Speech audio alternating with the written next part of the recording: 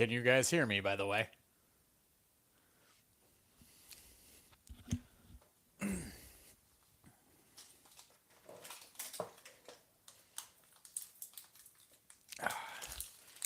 Pardon the mess, by the way. I've been doing a lot in the kitchen here in the last couple days.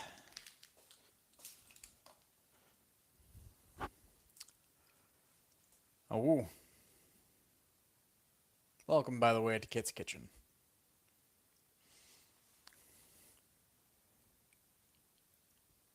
Lamb.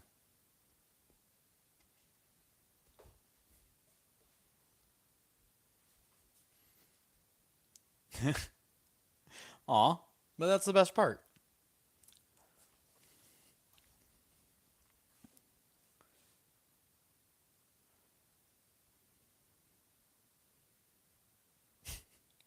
Also, hello Andy and hello Yuki. By the way, I'm assuming you guys can hear me okay, right?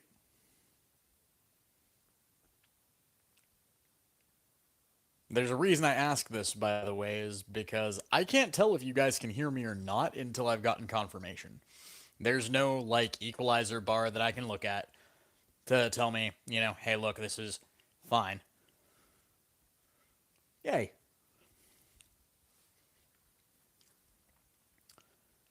Well, yay then. Oh. Oh my god. Today is going to be a weird and entertaining food day. Also, we may have people coming in a bit later down the line from over on Twitter. If that is the case and that becomes a thing, then yay! But at the same time, ooh, like, I haven't advertised anything on Twitter in a long time. So there is the chance that there will be people coming over from there. If they do, yay. There's actually a specific series of people that I'd want to see from over there. Hold on, I have to portion something. Because, big fucking hunk of meat.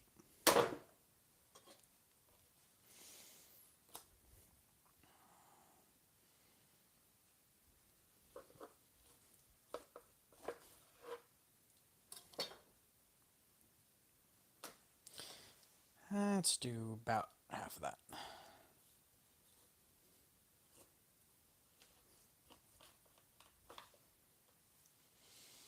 There we are.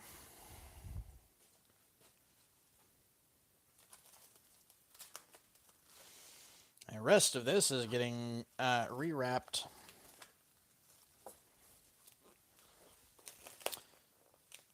Stored back in the fridge.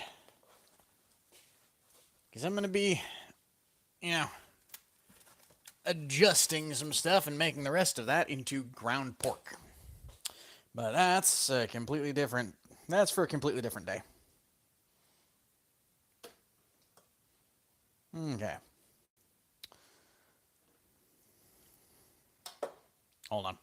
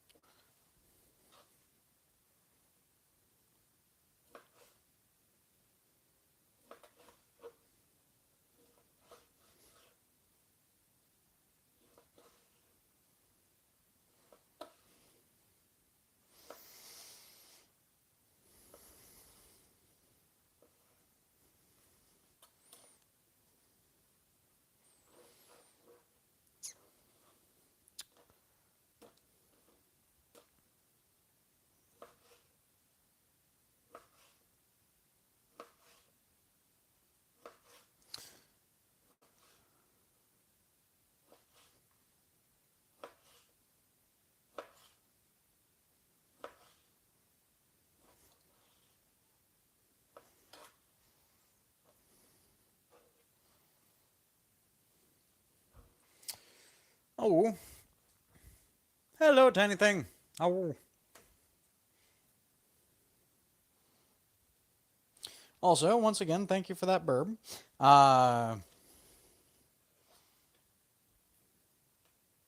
It is an odd thing being gifted soap, in my case, but it's one of those things.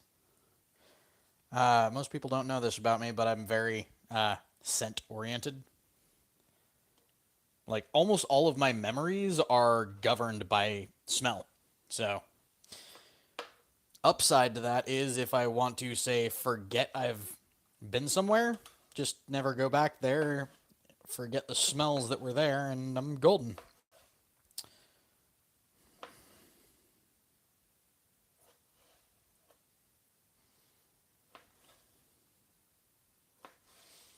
Downside is, I do need things like to remind me of some of my memories, because my actual memory, like the ability to retain memory, is not that great.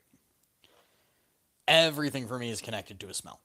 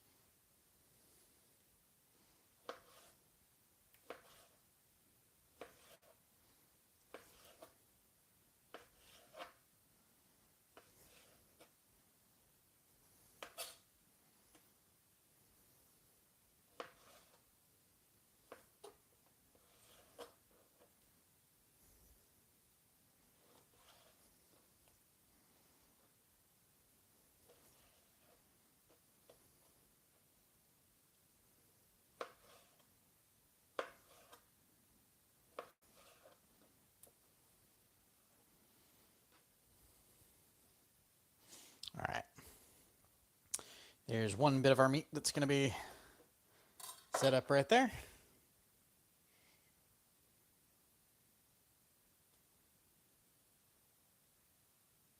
Eh.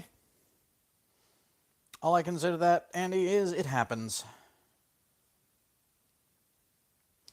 That is why you should probably be eating more fiber.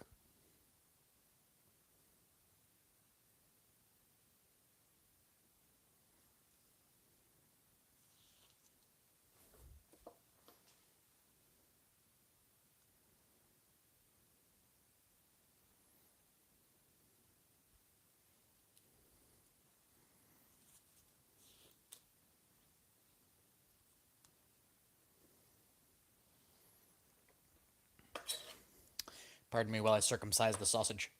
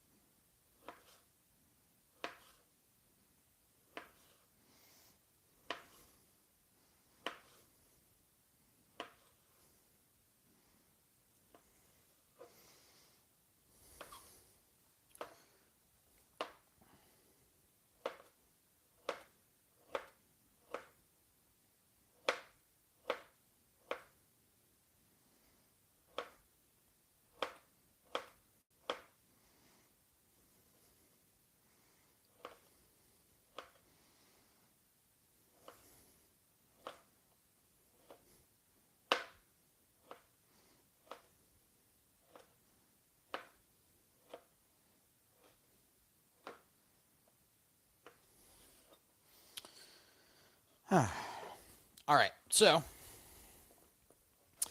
there's all of our meat.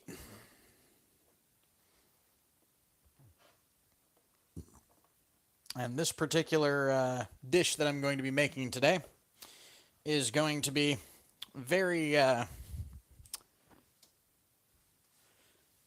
simple, but at the same time not simple, if that makes any sense. Pardon the sounds.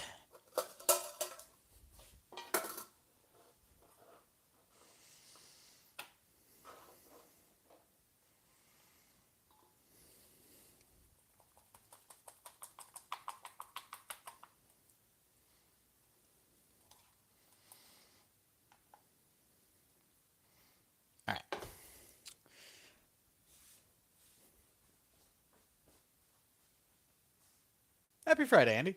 Oh.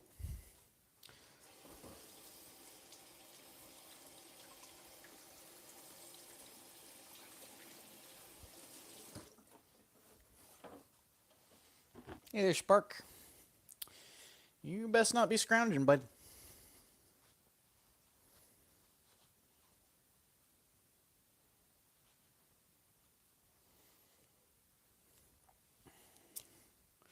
By the way, y'all can see the gamer doggo.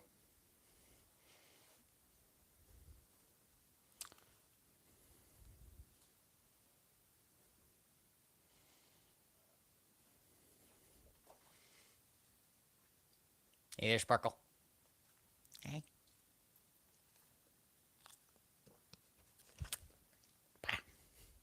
Oh. All right.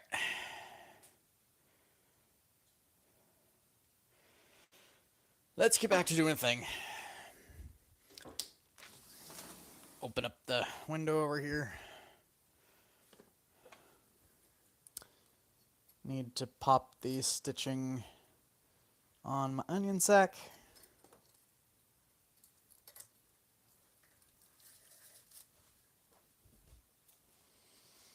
Yeah, a small onion. Ooh, small but juicy. Damn.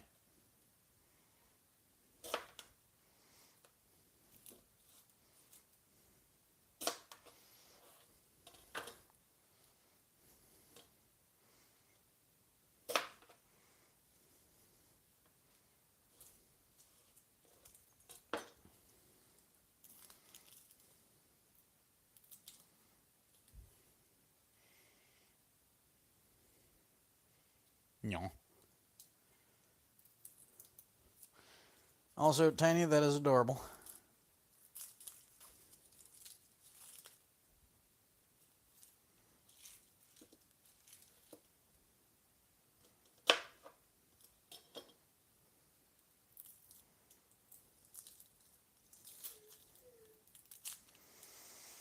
And the gamer doggo wants to go outside, I think. You can wait. I offered to let you go outside before stream.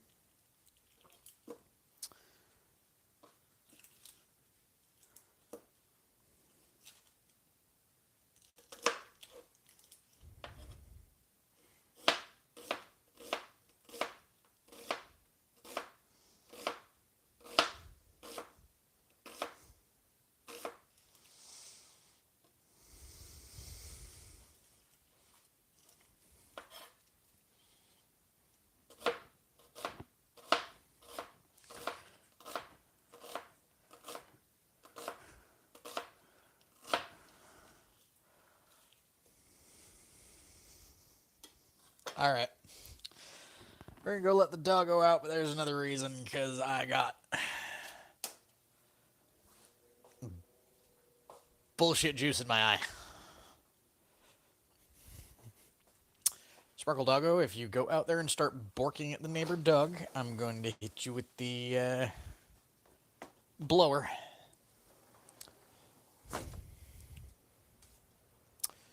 Oh. Sadly, I don't have the stuff to put on my red eye filter. What am I going to be cooking? I guess you could call it a type of stir fry. But no. Think halfway between stir fry and curry. It's going to have onion. It's going to have, excuse me.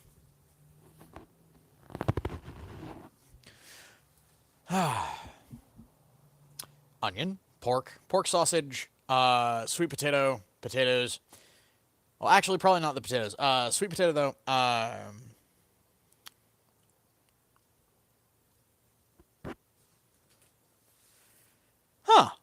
I'll have to try that next time. Thanks for the advice, by the way. But all of that is going to be effectively, stir fried in with some,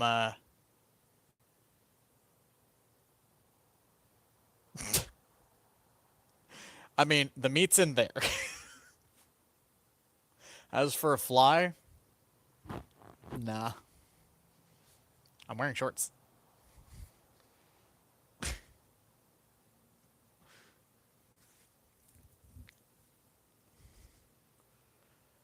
But all of that's gonna go with some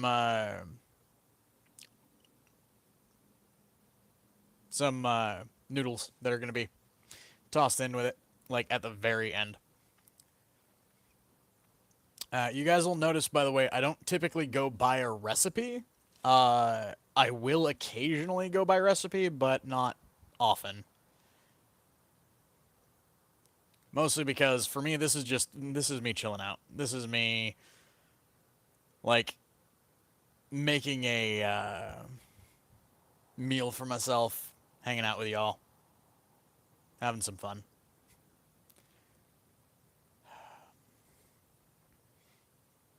Trying to avoid having to get the leaf blower and scold my dog.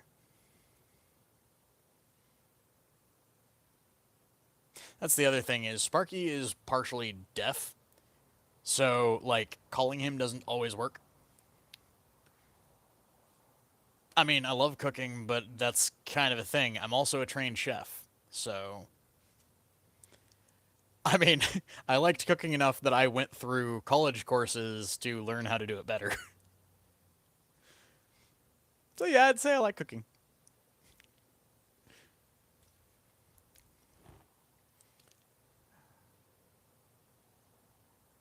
Personally, I like old American cuisine, which is pretty much the way I cook in general. Uh, you'll find most of the stuff that I cook is just find a protein, throw some veg, couple root vegetables together, and cook it in a unique way, or cook in a you know edible way in some cases. In this case, it's going to be effectively fried in a wok. Everything's going to have a little bit of liquid added, a sauce added, and then the noodles are going to be tossed in it to effectively dry the sauce, or soak up the sauce, rather. Oh, that reminds me. I should probably get the noodles soaking.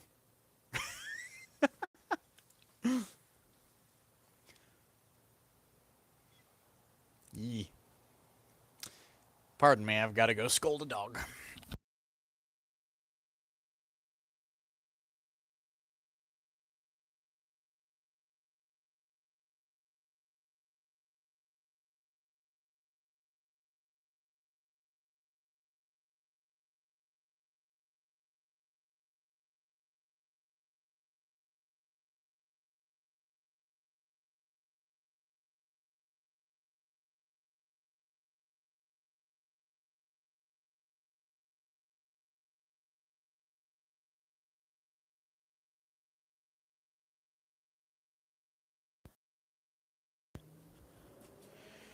Correction, didn't need to scold the dog at all. He actually was a very good boy.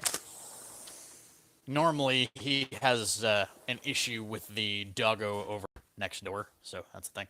Hello, Johnson. Also, Legend of PUBG. Hello.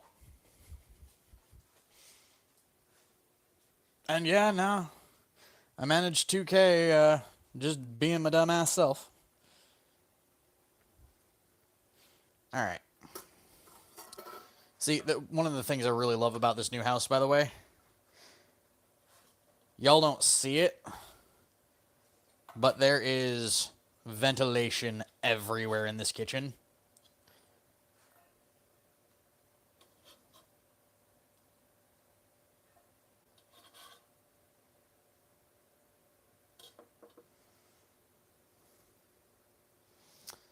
Let's pull some of the skins that came with it out.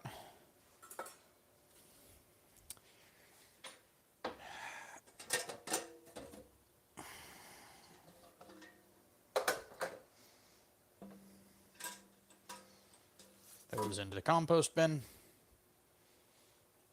See, compost.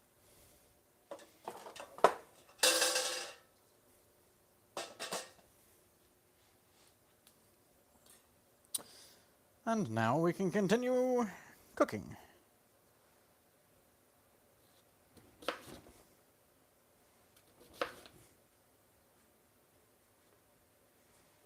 Come on.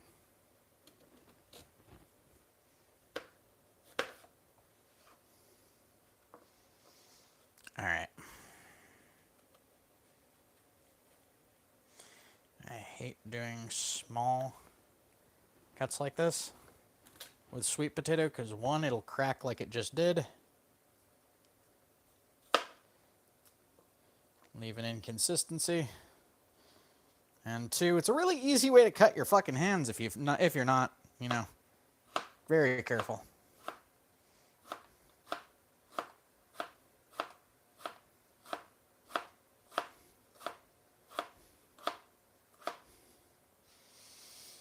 And I'm just going to be cutting the sweet potato up into sticks.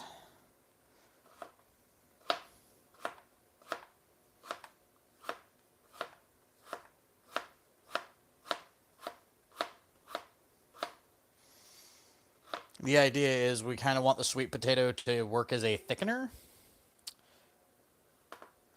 but we don't want it to be like big chunks of it in there.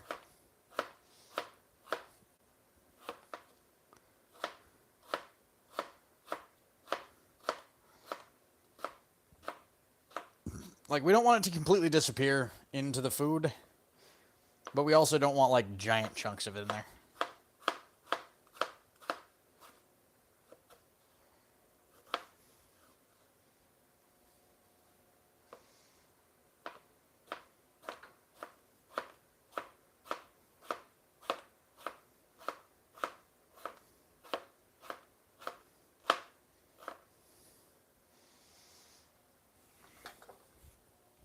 Also, I can almost guarantee you Uncle Roger would hate my cooking. But at the same time, it would be kind of funny. Like, to see him even try to make the shit that I make just at random. See if he'd be able to eat it. Actually, see if anybody would be able to eat it. A lot of my food's really, really spicy. Oh, no worries. That's kind of a thing. I very rarely cut myself in the kitchen. I think the last time I did it was when I was actually in training. And I lopped off the very, very, very tip of my pinky. But that was almost 10 years ago. Yep, Californian specifically.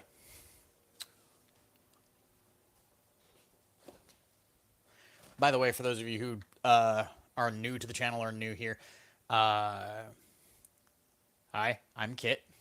This is my kitchen. And this series is pretty much just about, like, having a meal together, I guess. You guys get to see what I cook. We can talk about what you guys had for dinner, what you're going to have for dinner, or what have you.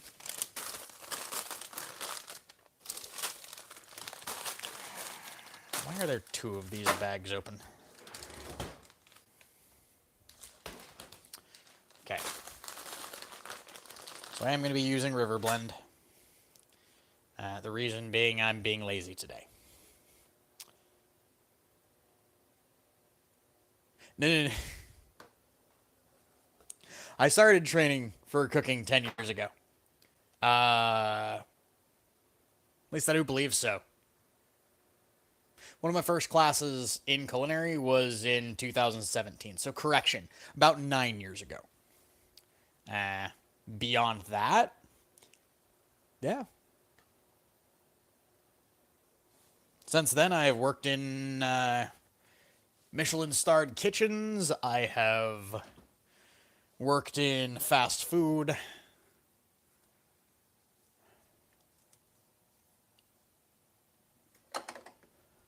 I've actually worked as somebody's private chef at one point.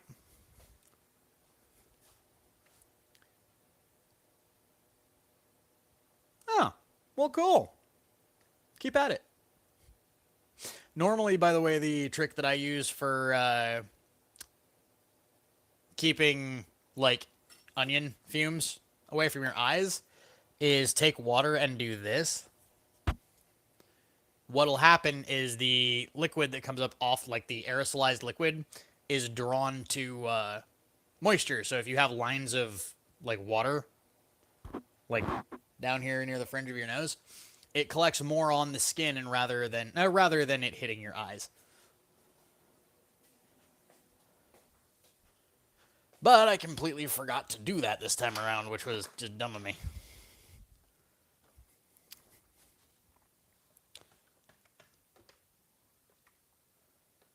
Alright. So we are going to be using my handy dandy wok. And this thing looks dirty, but like it's not so much dirty, it's just old.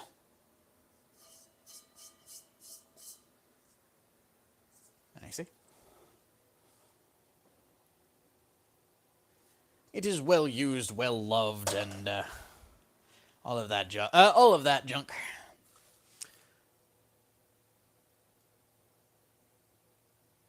Yee.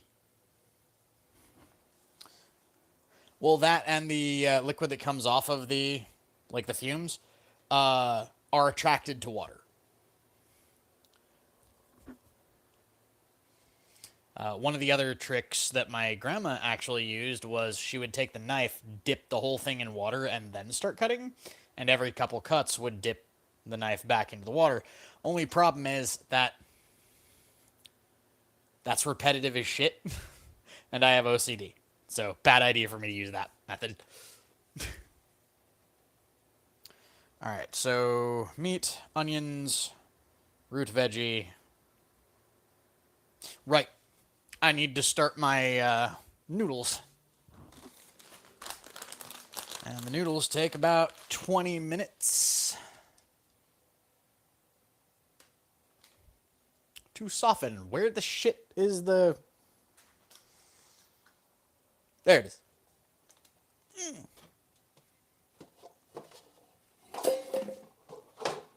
Oh, God. I really need to bonk my roommates for the very unusual way that they have of placing certain things.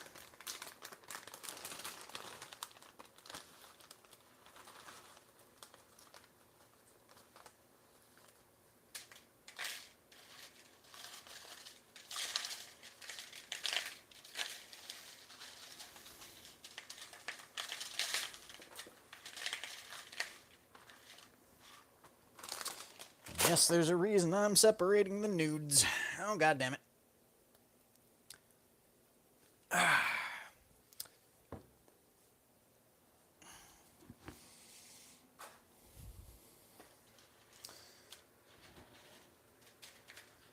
They'll stick together if I let them bunch up.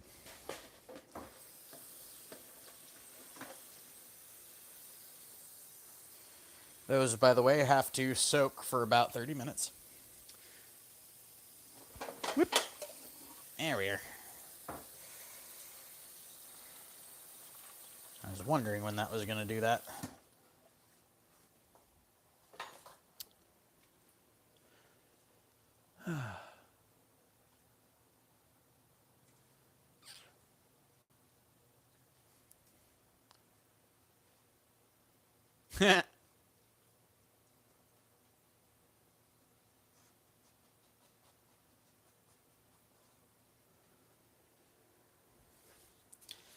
Yeah, I personally don't like creative when it comes to Minecraft. I like survival mode. Yay. I mean, they work quite well for what I want them for, so there's that.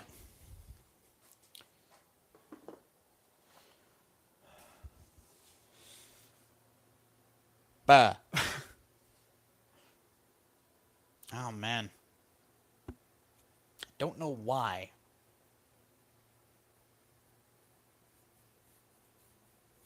But my hand has this weird sensation. Like, I can feel my hand itching underneath the skin. So, that's a thing. Oh. So, I've got all this set up here. We do need to wait for the noodles for about half an hour. So, at about the hour mark, I'm going to come back in here and fry things up. However, I don't know. I think I'm gonna go outside and relax and chat with y'all and all of that. Again, I don't have any way to put on my green eye filter today, sadly.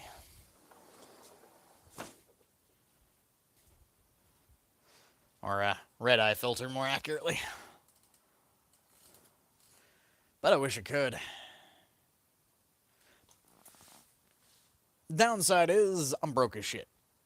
So until fucking Uber sends me a thing saying, "Hey, look, you can work again," I'm up the shit creek. Would I consider myself a professional chef? No. Like, I will say this: I'm good at what I do. I've worked professionally. I've never run an entire kitchen, and for those who have gone through actual training, like I've been trained to be a chef. I know how to run a kitchen. I've never had to do it all myself. Like I've never had to do it myself. So technically, I'm just a cook. But like I have professional training. I'm trained in multiple different like I can cook authentic Japanese, fucking Mongolian. I can cook authentic Vietnamese, Thai. I've been trained on pretty much everything Mediterranean. Uh, all forms of American cuisine. By the way, when I say American cuisine, I also don't mean just the United States. I mean I know how to cook fucking like dishes from like Canada, Brazil, Mexico, uh, so all over the Americas.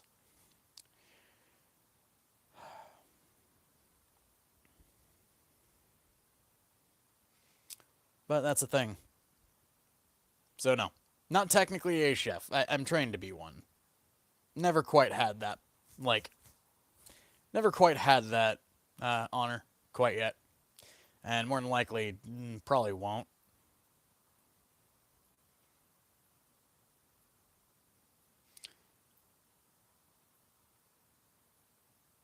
Gyoza. Oh, huh. My favorite dish is always gonna be gyoza.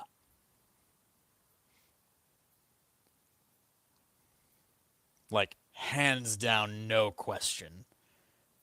Absolutely favorite food in the world, gyoza. And for those who don't know, or for those who don't know what that is, Americans would know them as pot stickers. They're a type of dumpling that you arrange in a pan, let them cook. Uh,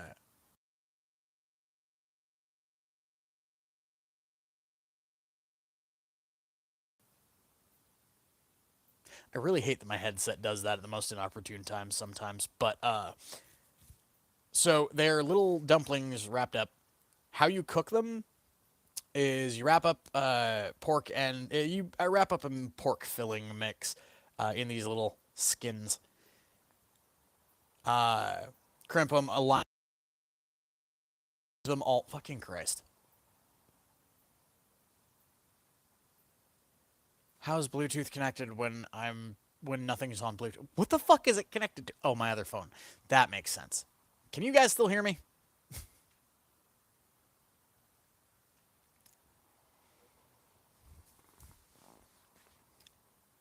Oh,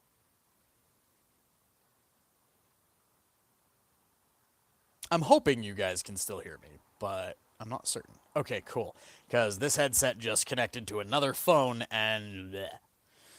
Bleh. But how you cook these little dumplings is you arrange them in the pan, you drizzle a little bit of sesame oil over them, fill a little bit, or not sesame oil. You put a little peanut oil in with them, let it get down underneath, uh, heat them up until the skins start to separate from the pan. So you'll know they separate from the pan when you can do this with the pan, and they slide.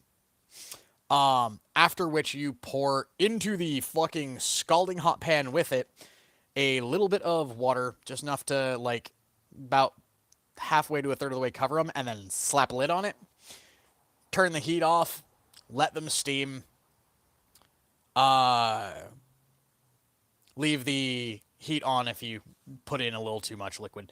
Once they've steamed, You then drizzle a little bit of sesame oil over the whole thing, heat it back up just for a little bit, uh, take the lid off, and then to serve, you literally just turn them over onto a plate so the nice crispy golden side is on the top.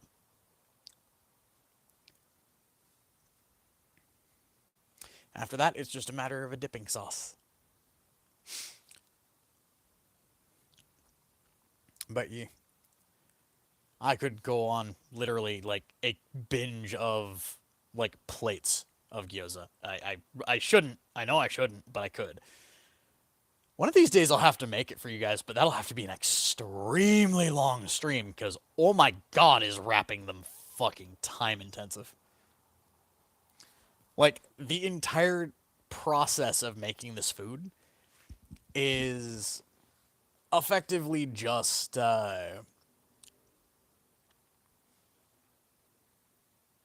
you make the mix. It's usually, in my case, it's pork that's been minced up with ginger, spring onions, uh, garlic, and that's actually usually about it. Um, that has usually has black pepper and a little bit of salt into the mixture with the meat. Mix that all together, let it sit for like 24 hours before using it. So already there's almost an entire day that you have to wait once you've got the mix made. The skins are simple. They're just water, flour. That's it. A little bit of salt, a little bit of black pepper if you want it in there. But it's effectively rolled out really, really thin. Then you take depending on how big you want your gyoza, you take a circular cutter and just like cut out, almost like cookie cutter. You put a spoonful of the mix in and then just pleat clamp. Or, yeah, it's literally just fold one over, crimp, fold another over, crimp, fold another over, crimp, fold another over, crimp, fold another over, crimp, fold another over, crimp, until the whole thing closes. So you wind up with this kind of like crescent-shaped dumpling. They're really good. Bao is another really, really good thing to like to make, but it's not as great. Mostly because it's more bread than anything, unless you make it right.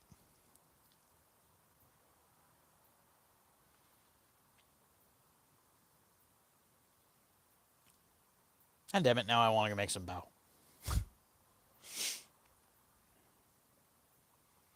One of these days I'm gonna. These are all definite things. Oh no, it's actually really easy to wrap them. You just need to know how to do it. Um, they're fairly easy. It's just repetitive. Because imagine taking a big like pound of this mixture and having to fill dumplings one spoonful at a time. Because understand, these things they're like that big usually. I usually make them about that big, but that's not very much filling. They're like 1 or 2 bites total per. So realistically, what you're doing is every single time you make a dumpling, you are effectively making between 1 and 2 bites worth of food. And as I've already established, I could go to town on some gyoza.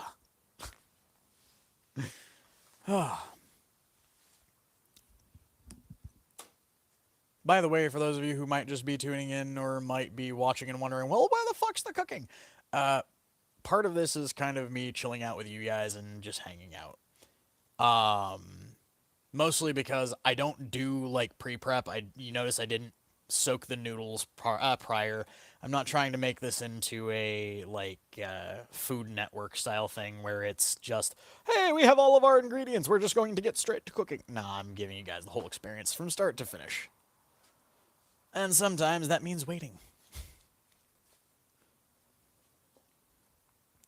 Oh, that's another thing that you don't hear about like in professional kitchens is the standard of hurry up and wait. Um, if you've ever like served in the military or what have you, or like ever worked in a situation of you have to wait a lot. Oof. Go take care of yourself, Corgi boy. Also, stupid tomato. How's Long Beach? Don't know. Haven't been.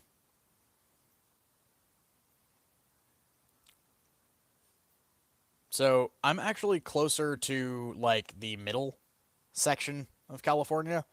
Uh, I am north of San Francisco. Let's put it that way. I'm north of San Francisco, not quite to Redding.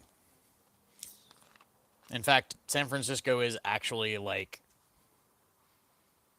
2 hours southish, while Redding is like 3 hours north.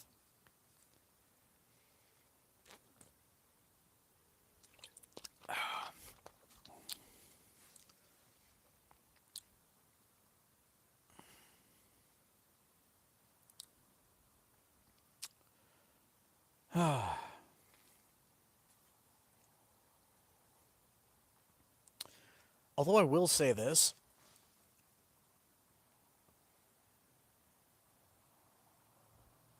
like 100% palm trees.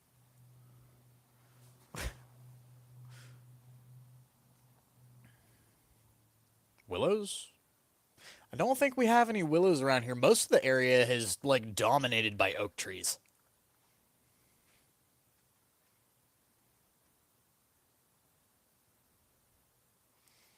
No, I'm the Johnson noggin.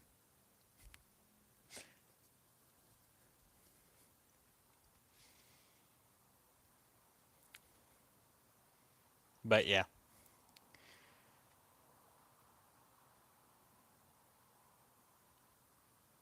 If you're trying to figure out where I am, the closest thing you're going to find to me is going to be the state capital. Beyond that, though, I don't tend to share what city I live in. Uh, but yeah. All right, later, Corgi. Hello, hello, Ramon. Nom.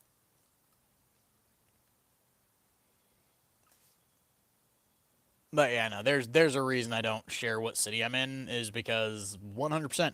I've legitimately had people stalk this channel and go so far as to dox me and show up where I live with firearms with intent to kill, which is kind of nuts. Like, not gonna lie, it's sad that the police around here, like, very effectively know if they get a swatting call for me, they should probably, like, triple check what's going on first.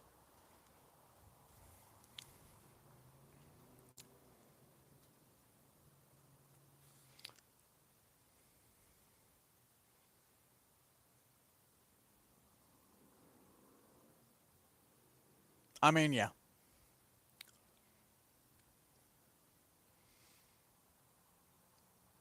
Yeah. Like, simplest way I can explain it, I literally had a dude show up one day because he didn't like something I said on one of my videos. So he showed up with a shotgun and was screaming that he was gonna fucking kill me. Yeah. That was years ago though, so it's fine. It's just one of those things that you gotta remember. Most people who do YouTube were public figures, so it's fairly bad when people find out where the fuck we are. Yeah.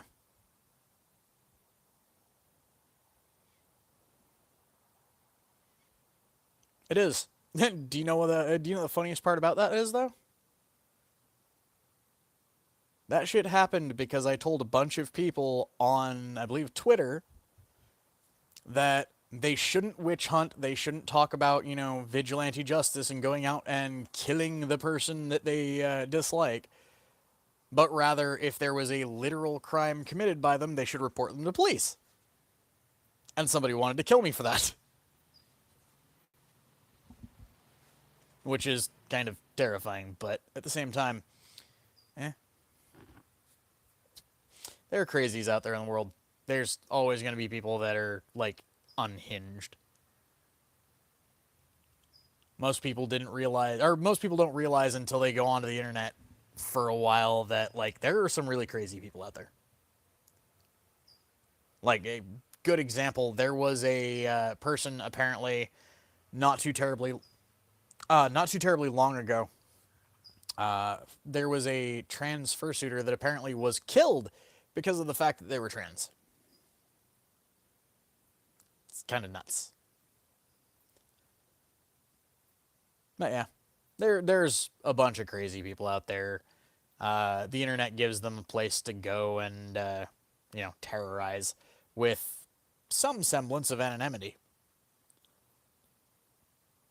Upside is, even if you like, I'm actually proof in a way that even if it's something said online, be very careful what you say online. This is very much a public space, and I've actually helped put multiple people behind bars for doing things like threatening my family, or hell, one dude even threatened to, quote, rape my sister. Yeah. Upside is the FBI does take a fairly strong stance when it comes to shit like that. They actually have an entire cybercrimes division designed specifically for dealing with online threats, which I've become very, very familiar with, I guess is the right word. Yeah. Well, I mean, the dude that tried to kill me isn't behind bars. He's 6 feet under. He turned around and turned the gun on the police when they showed up. They did not take kindly to a Mossberg being pointed at them. So, he's dead.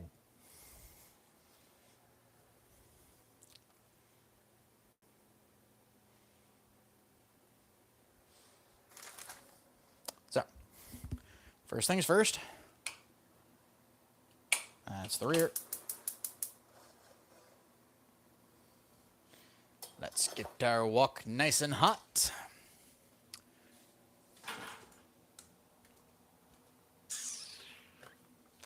Is that the tasty rice packet or the... That's the curry. Okay.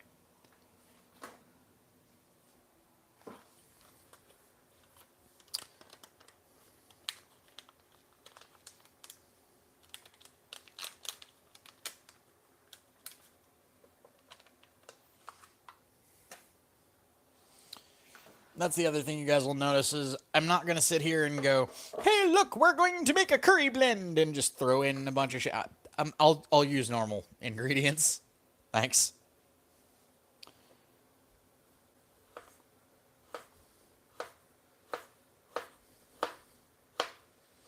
From scratch is good, but sometimes like a workaround for from scratch is useful.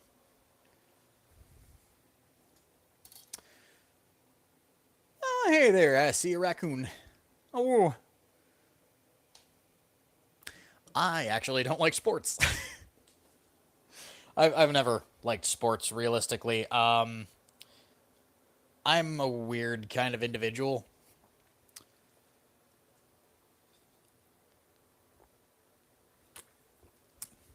To be quite honest, instead of playing a sport, I would much rather, like, be out there swinging a sword. And,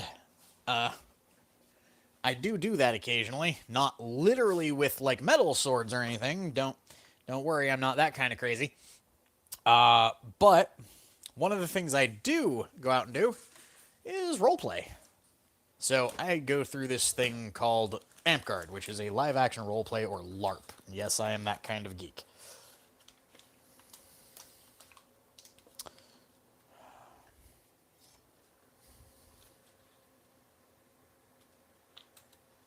Okay. So this should be 2 butter pats. One is for the sake of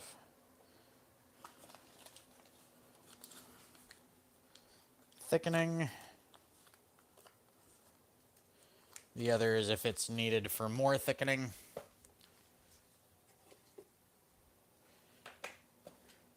Those will be a little later down the line. However, I need to find... There it is.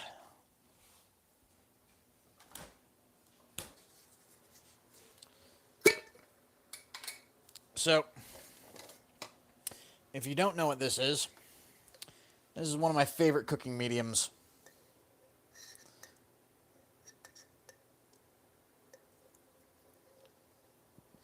So, most people will use, like, oil. This is lard. Or more accurately, this is bacon grease. Probably one of my favorite things to cook with.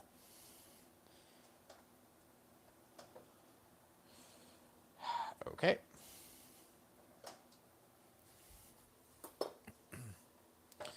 I'm more than likely going to need way more than just that. Oh, maybe not.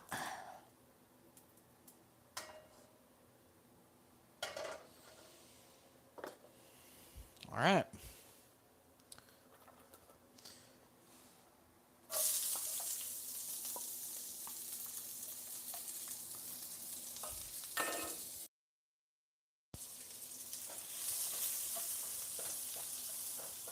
By the way, you guys are going to get to hear the sizzle quite well.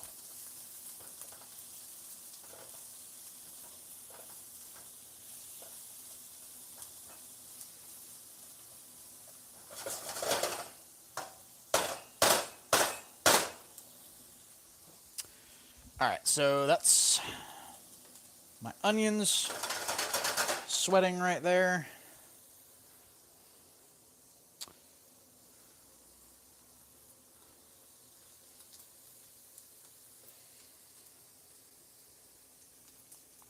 I'm numb.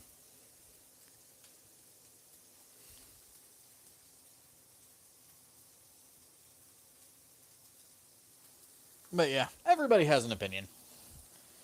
Most people will say things like, "Oh, lard is disgusting. It's animal fat." Yes, it's animal fat. That's animal proteins.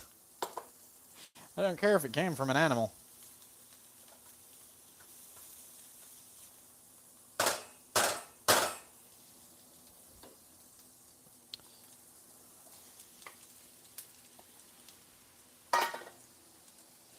Now the part of cooking with a wok that I absolutely love. Sorry, it's going to be a little loud in the kitchen.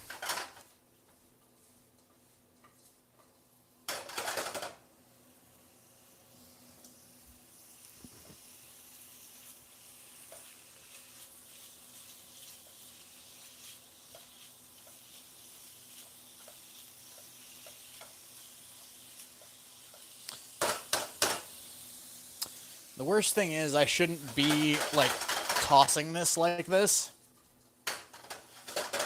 The reason I'm not supposed to be is because this shoulder's fucked up. Well, yeah, no, most people wouldn't see what's wrong with it. It's just people hear lard. And they're so familiar with people saying, "Oh, lard is disgusting, you should use seed oils." Really shouldn't use seed oils. By the way, hello, bunny butt.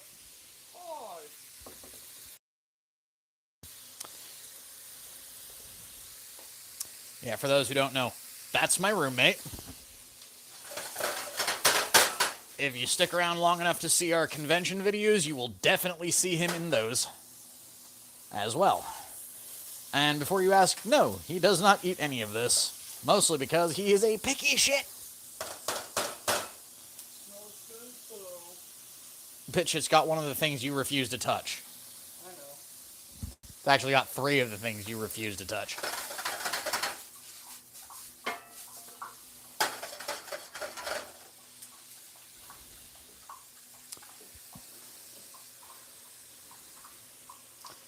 But yeah, no. There are people out there that'll just think, you know, rendered animal fat, disgusting. It's really not. It's actually, believe it or not, a healthier option. Just people assume bacon fat. It's gonna be gross. It's gonna be, like, it's nothing but fat, right? Well, no shit. It's bacon fat.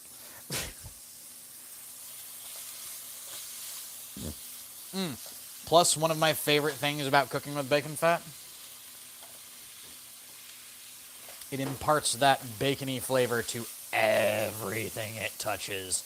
It's usually subtle, but I mean, I have made bacon fat chocolate chip cookies where I didn't use butter but used bacon fat instead. Bacon chocolate chip cookies. Oh my god, they were so fucking good.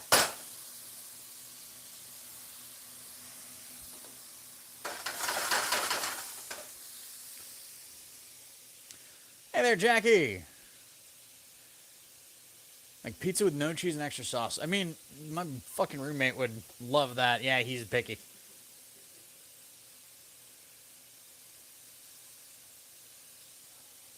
I mean, oils make you just about as fat. It doesn't matter if it's seed oils or if it's like normal animal fat.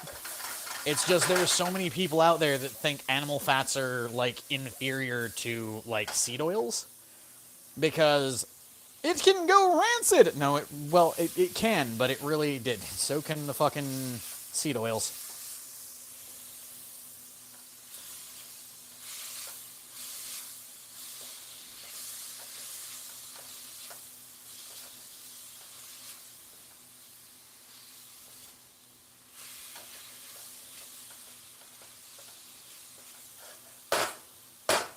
All right. Let's get those in there. Let's get those in there next. Get some fat in on those. Get those mixing and starting to cook.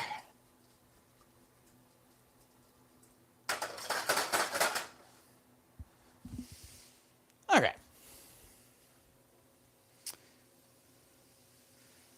Oh, woo.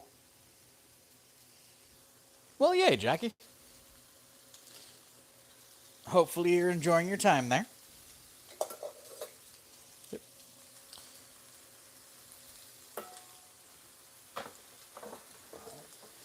Get rid of that so I got some more room to work.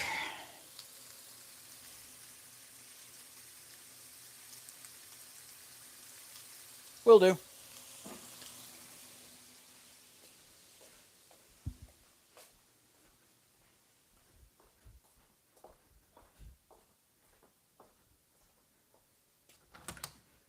Hey, yo, butt face. Huh. Johnson says hey.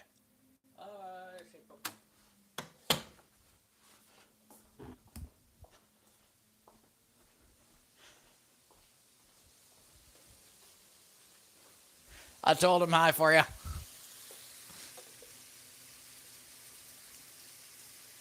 Exactly.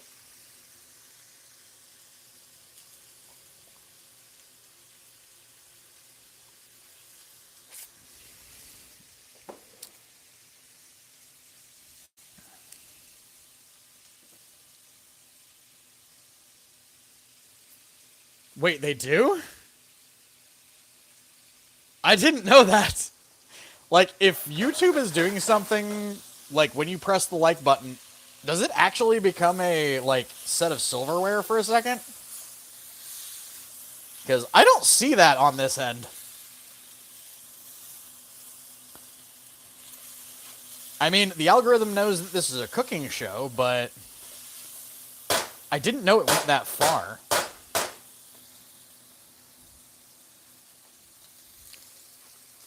Well, damn.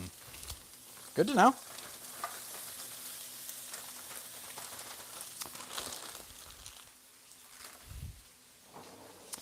I'm gonna need more green than that.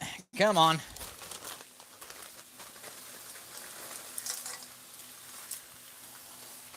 Fuck it. I'll have extra food for tomorrow.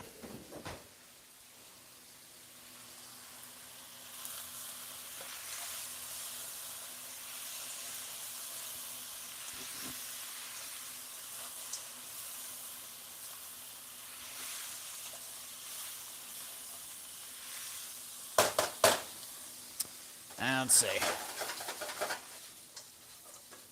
Ooh. That went everywhere.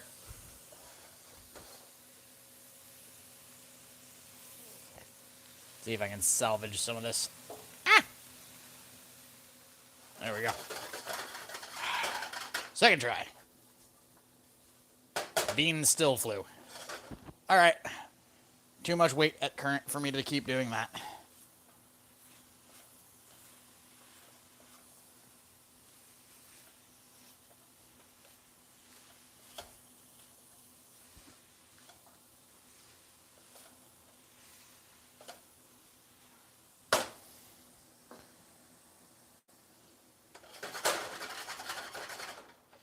Let's lower that down heat-wise for a bit.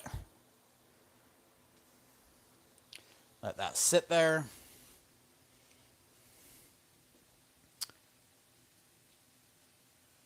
Yay!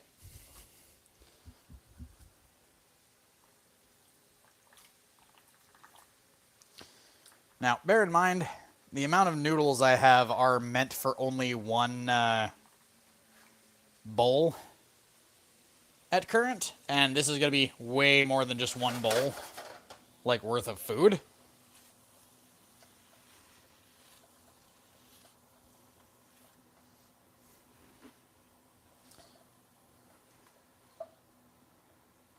So what I'm going to do is, once it's all done cooking, I'm going to transfer all of this into a large metal bowl, free up the wok, and re-add some of this back in.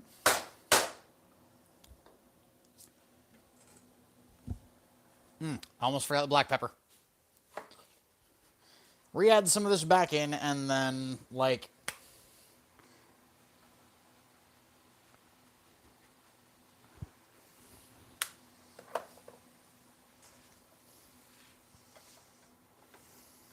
what's the word? I guess toss it in with the noodles, back into the wok, and cook about half of this, I guess. The other half is going to get saved for tomorrow.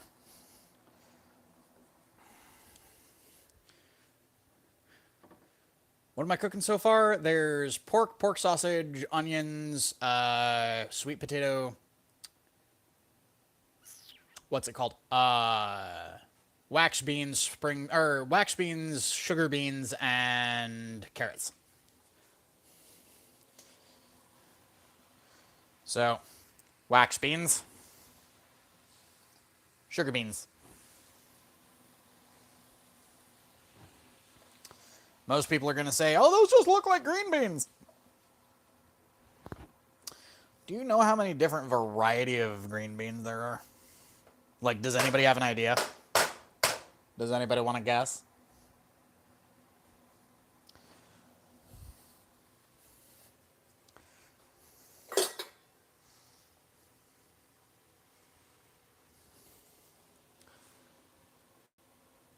I'm going to put that low. Several hundred. Also, I'll be right back. I'm going to take my headset off. Reason being, I need to pee. Excuse me out there. Let's not leave the microphone right over the flame. Hold on.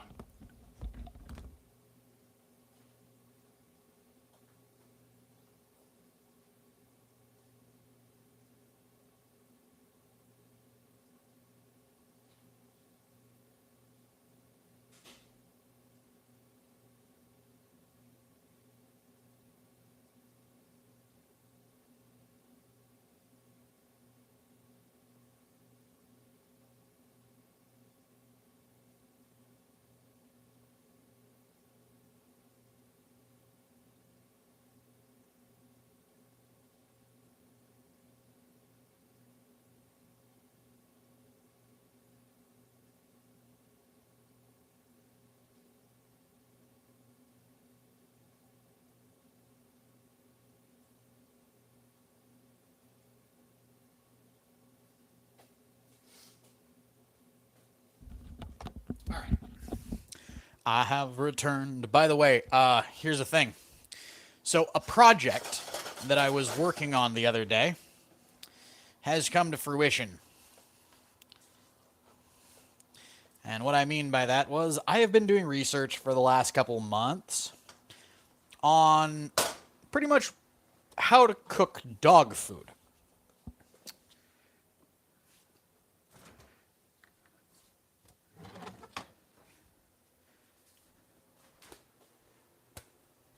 Sparky no longer gets kibble. This is beef basmati rice, or not beef, pork basmati rice, zucchini, sweet potato, and a little bit of turmeric. That's all dog food. This is what he eats. Hold on.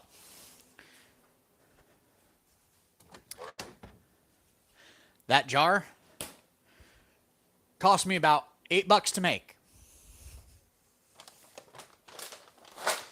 This is what we were feeding him. At $30. Lasts him a week. $8 to $10. Lasts a week and a half. Oh, and because of the fact that I am working with our vet, I'm also adding to his food a nutrient powder that helps with any possible deficiencies that he might wind up with, you know,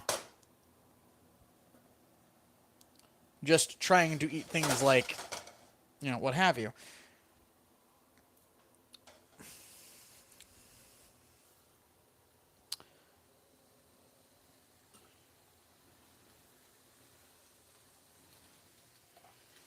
All right, there's that.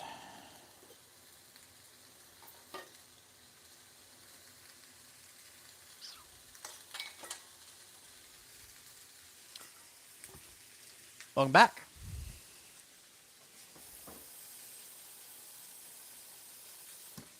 Okay, so, water.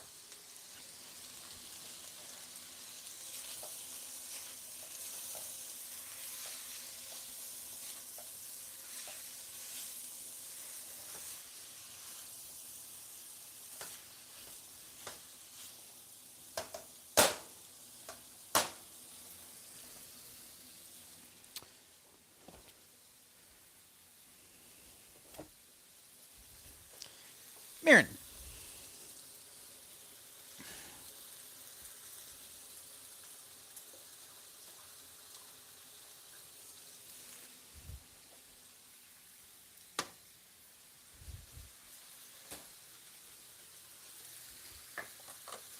Funnel. What's left of my sriracha?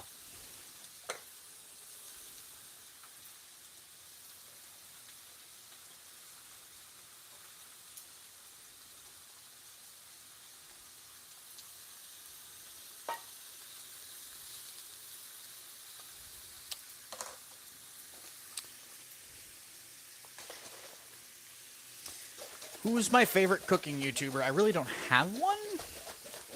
But if I had to say anything, it would probably be Dylan Hollis. Like, if I had to choose anyone, it's probably Dylan Hollis.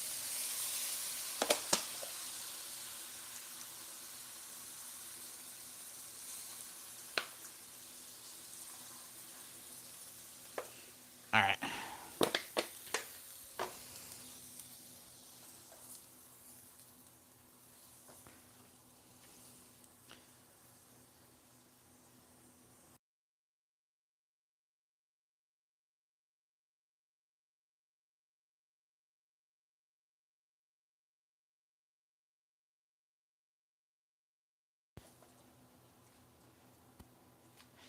Yes, it can, Burb. Although, you know, you're going to have to start fighting yourself to stay up later, come, you know, next season when it comes to our streams, because you're going to have to be able to stay up until the very end of stream. Oh.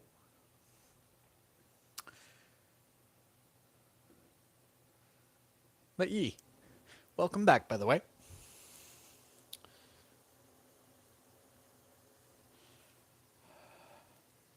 Oh.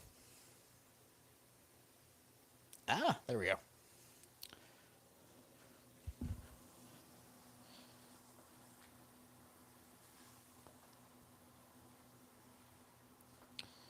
Alright, now that the water is warming, in goes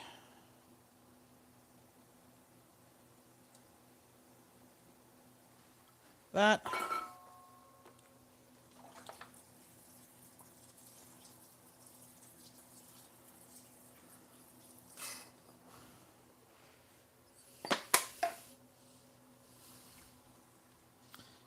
All right.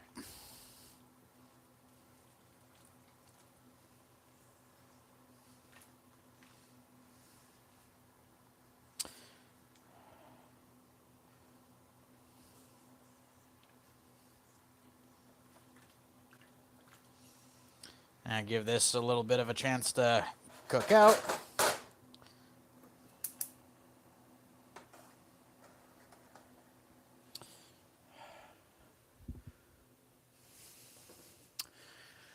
What time is it in America? Are you saying it's 5:45 a.m. for you? Damn.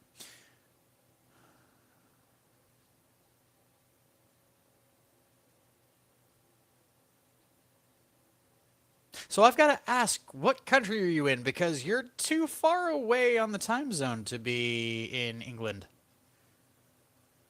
Because for me, it's about, I think, 7 right now? Yeah, 7:45. So 8. Actually, hold on. 8, 9, 10, 11, 12, 1, 2, 3, 4.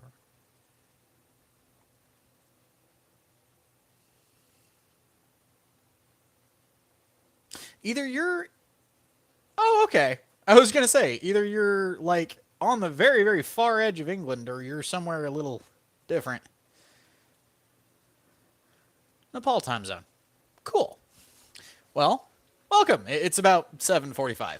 So I'm about 9 hours behind you. It's nighttime for me.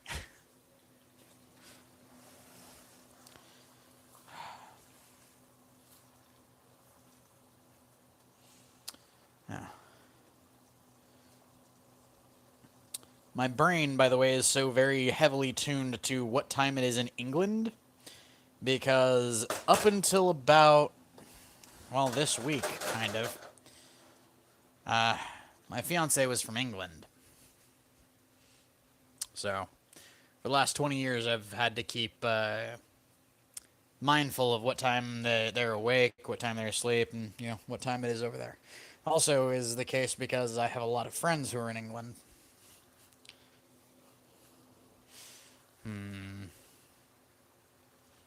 One pat goes in before. That'll be to enrich the sauce as a whole. The second pat is going to go in when I have transferred this over to a different bowl.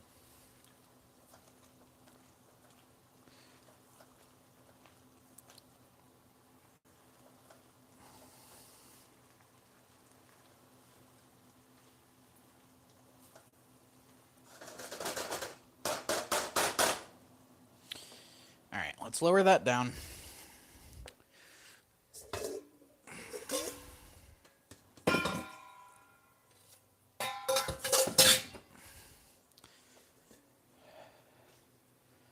Milk? Why milk? Alright.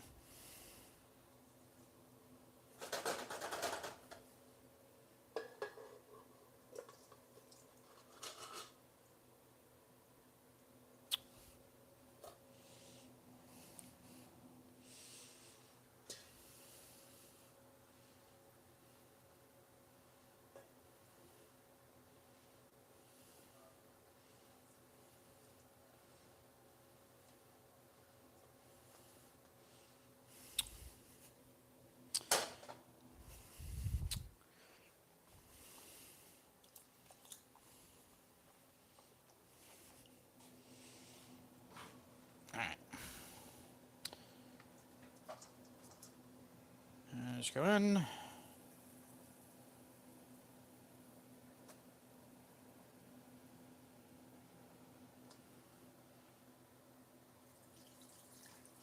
Bit of starch water goes in.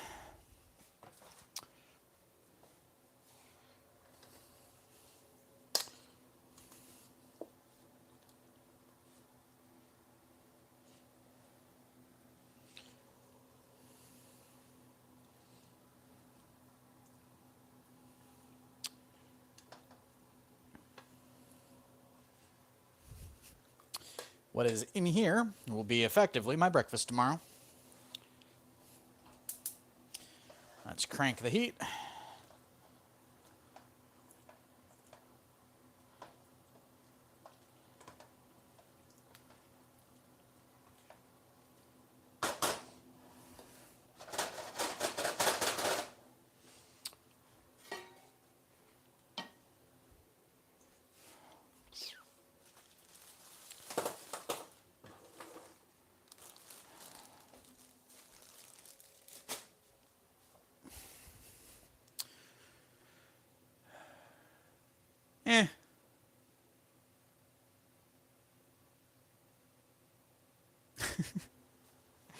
I mean, hey, Jackie, come to a convention one of these days and you'll be able to.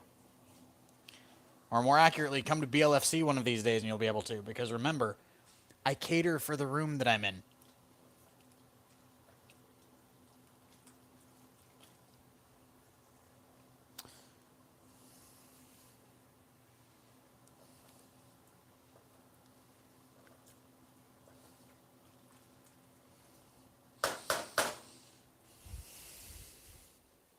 I think I am going to add a little bit more from the thing. It feels like all the meat went to the bottom. Yep, it did.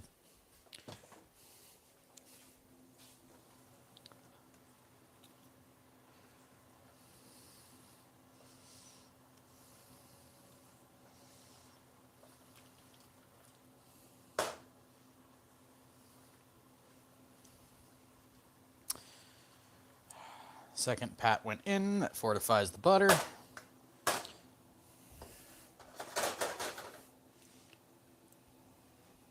And now, for a secret ingredient. One I use fairly often.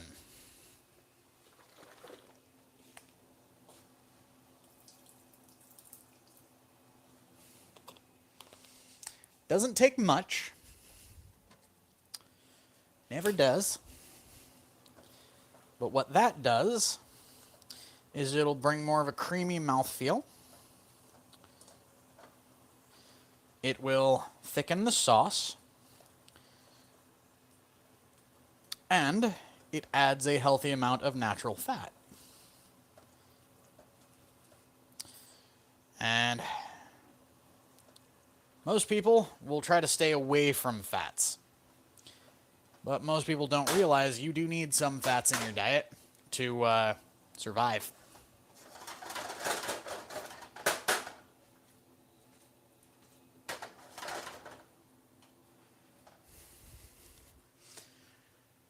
Oh, I love tacos too. Also, nom the burb. Oh god, yeah, no. Food culture is one of the things that like can determine what country you're in. And what I mean by that is you can tell you're in Japan when they start cooking certain foods. You can tell you're in Nepal when they're cooking certain foods. There are types of foods in every culture that are 100% just the ideal, like quintessential. You know this is from this culture.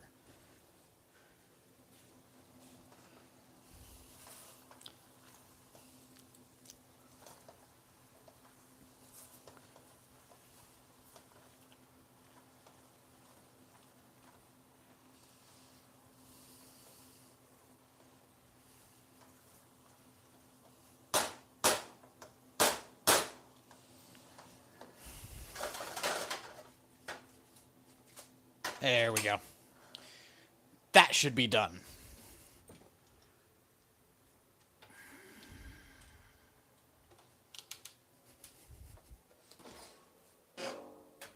There's my puppy bowl.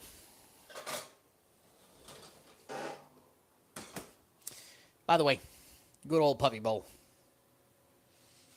This is one of my favorite bowls, and you'd think I'd hate it now. But I still like it. Why I say people would think I'd hate it now is because it very much reminds me of my mate. It was something that he picked out for me the first time he came to con with us because we had we have something like we have a convention tradition. We have con bowls. Mostly because I again cater for everyone in my room at a convention. And part of like rooming with me is everybody who eats the food I make has to have their own con bowl. Usually a con bowl is acquired at the con. Or at one of the surrounding shops.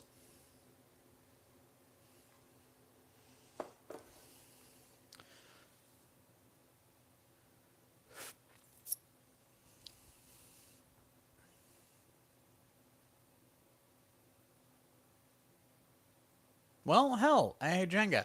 One of the things about this series is if you guys want to leave me a recipe or you want to like send something that you think I would like, go for it. I'm always up to trying new recipes.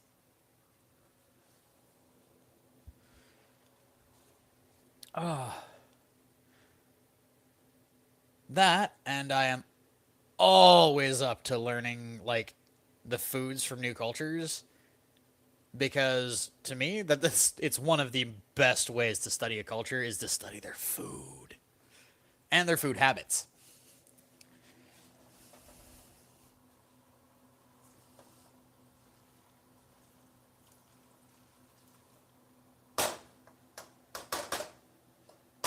All right.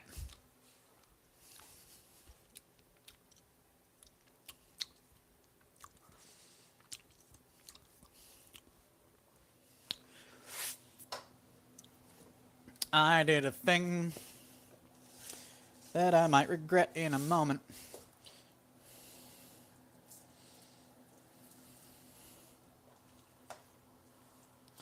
That is one of the last things you want to fold into a food last is the salt. But my dumbass forgot the salt. So this is going to be a little bland. Not by much, but oh, just that. Just that right there. Just that little bit of salt helped so much.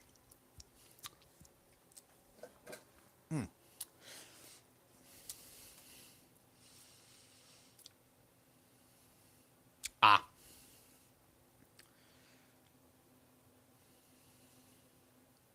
Oh. I mean, I know Tiny sent me a recipe not too terribly long ago. So.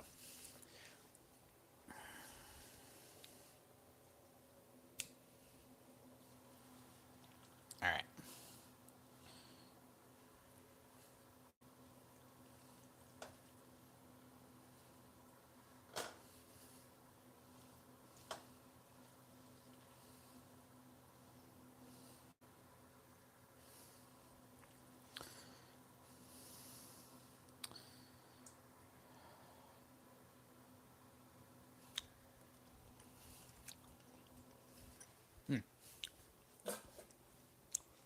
There we are.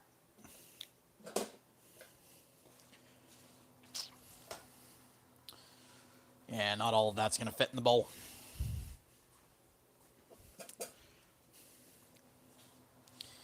Sparky hears that and comes in like, I can help. No, boyo. This is not one of those foods you can help finish the.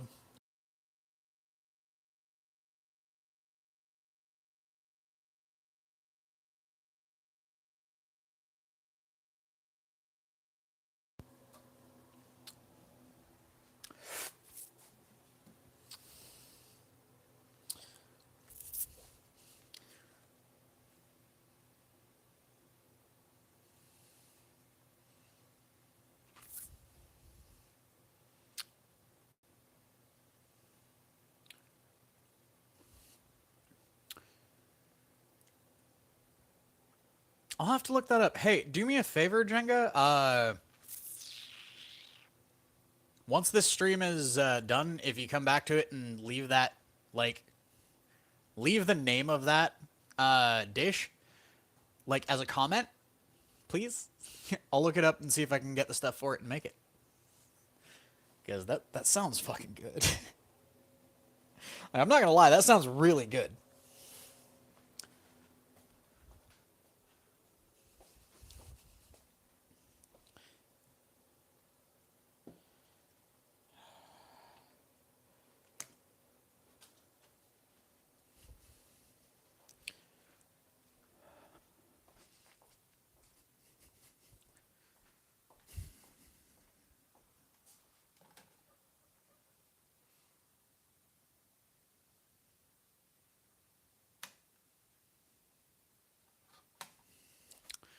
Had to turn the AC on again. It's not quite cool enough outside where we can leave that fully open yet. Yee. Yes, please.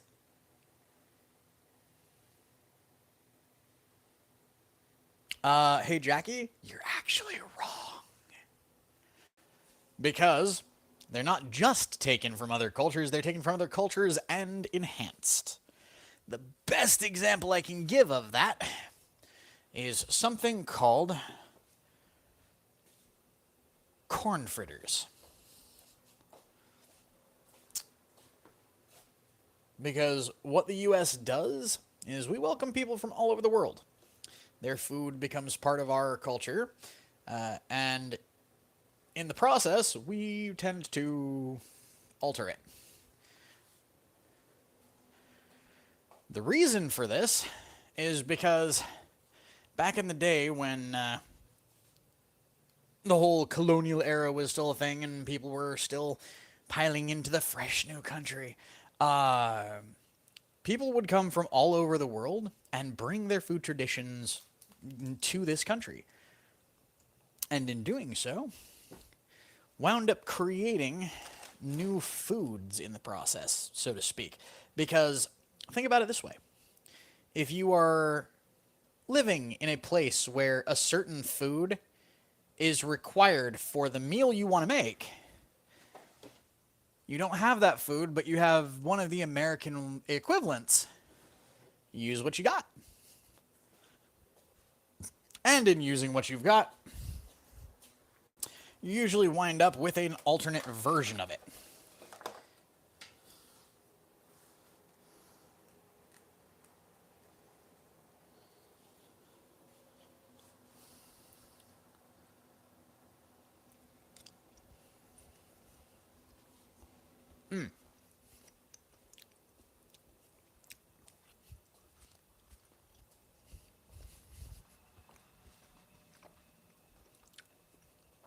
Corn fritters, for example. Corn fritters, for example, are very much a American thing, but it's what happens when cornbread gets fried instead of baked, and you serve them with honey and butter with a little black pepper in it.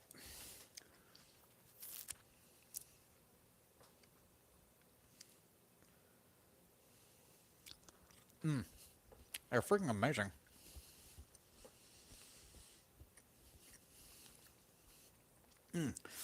If you want to say if you want to get cultural with it, it's actually not steak.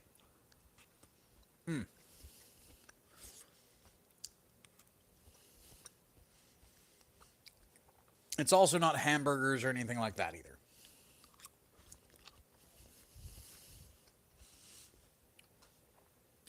What it is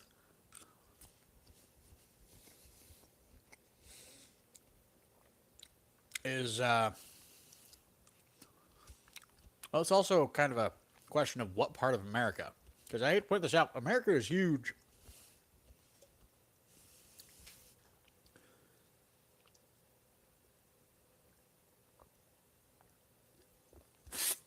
So, for example, East Coast, yeah, it's pizza. We took the Italian and the what have you versions of pizza, fucked it all up, made it different, and it became a thing. But if you come out here out west where I'm at, it is something entirely different. Because in the north, it's a food you've guaranteed probably never heard of.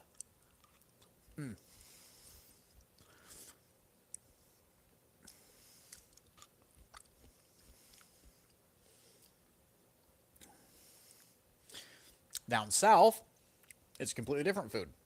Uh, Down south in California, at very least, it is definitely fucking cornbread.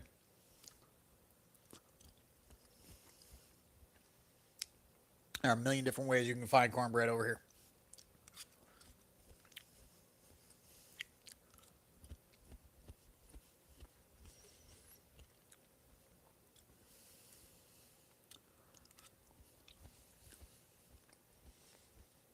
Yeah.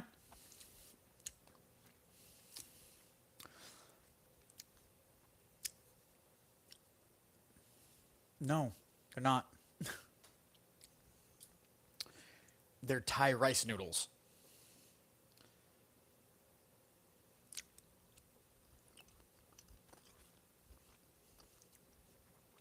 So, similar concept, much thicker. Much better for holding thicker sauces, too.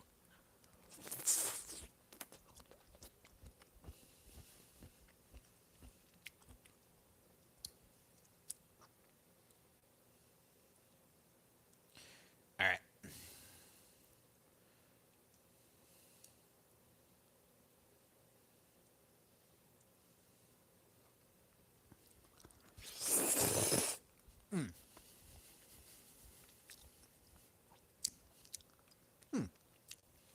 Not bad.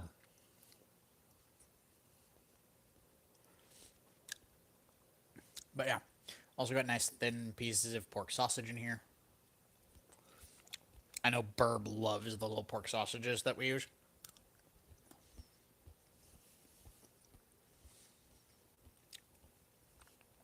Exactly. Best example. So you know how Japan has their own version of curry, India has their own version of curry, uh, like a lot of Eastern cultures have their own version of curry. We have our own version of it too.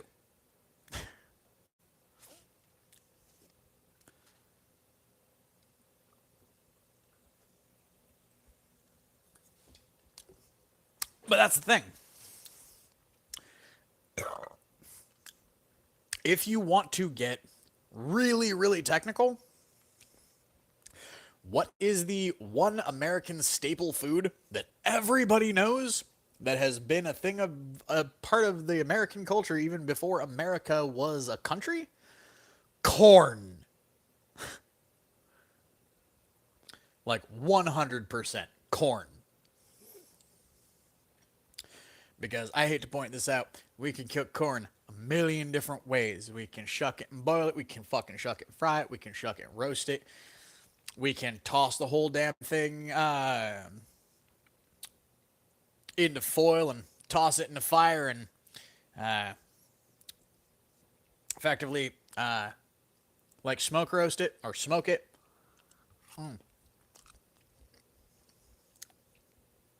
Dry it out, grind it up, turn it into bread, turn it into thickener. Hell, turn it into cupcakes.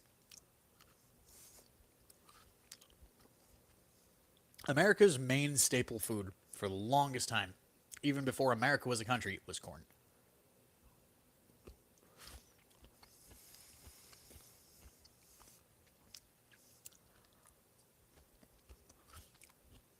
Jenga, that's kind of my point. Every culture has foods that they have taken from another culture.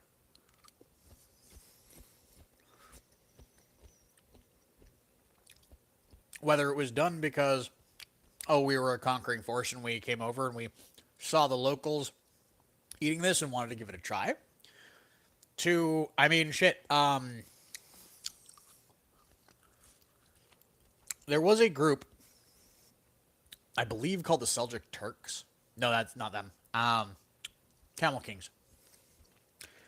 There was a group way back in history known as the Tamil Kings.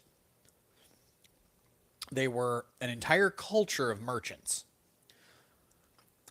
One of the things they were notorious for was if one of them was trading in your territory and they particularly liked a food, they would stay in your territory long enough to learn how to make it, the way you would make it. And then they would travel and bring that food to other cultures, effectively going, look, isn't it wonderful? This was made over there. Try it.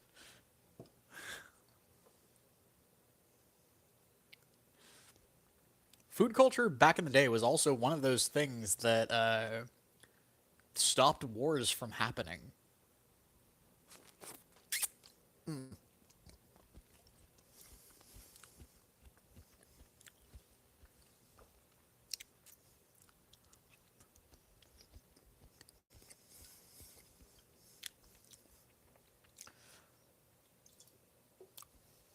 That one's empty. Oh, and before you scold me for drinking too many of these, Zero sugar.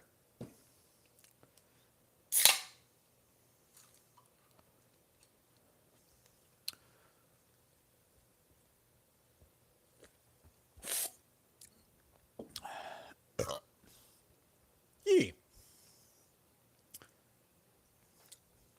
Exactly. And that's kind of what I mean, Jackie, is the natives introduced the colonists to corn because before the colonists showed up, understand, corn was the main staple crop for everything.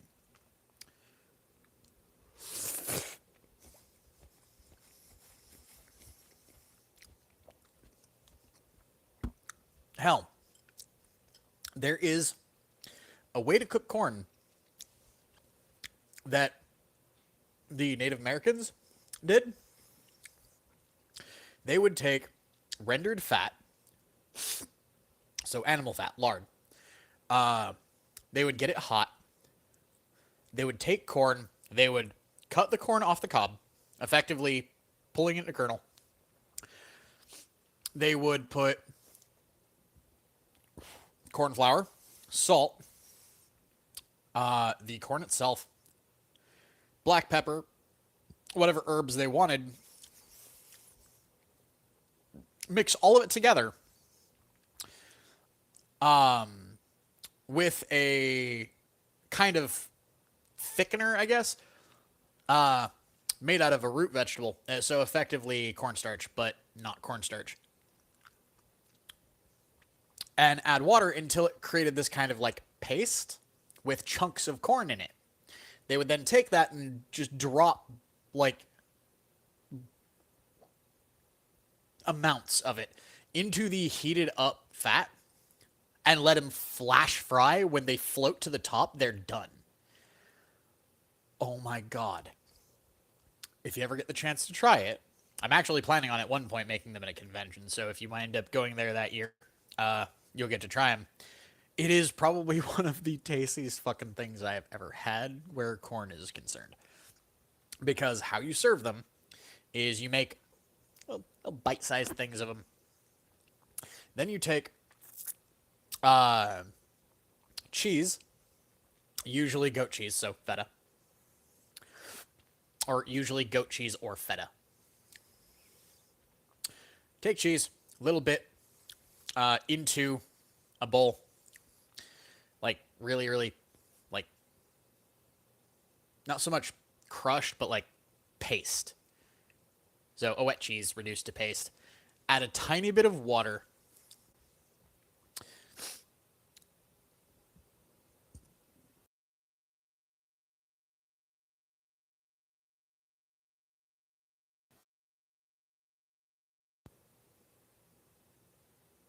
Add a tiny bit of water, a little bit of to the cheese. Make it effectively into a paste. Take that. Add a starch. Add more water. Effectively mix together the whole thing with some herbs and spices until it resembles like a paste kind of, or not a paste, but like a very thick sauce. You then take the oh, there's supposed to be onion in that sauce too, but you take the little like chip like things, just about scoop some up. It's really fucking good.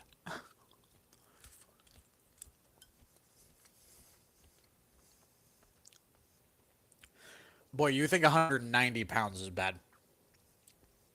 At my heaviest, 375.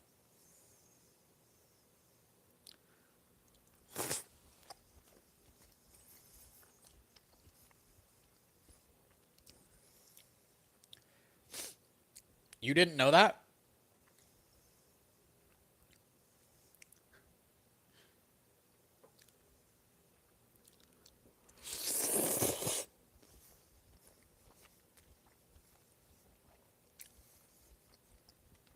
Oh. Good night, Burb. No.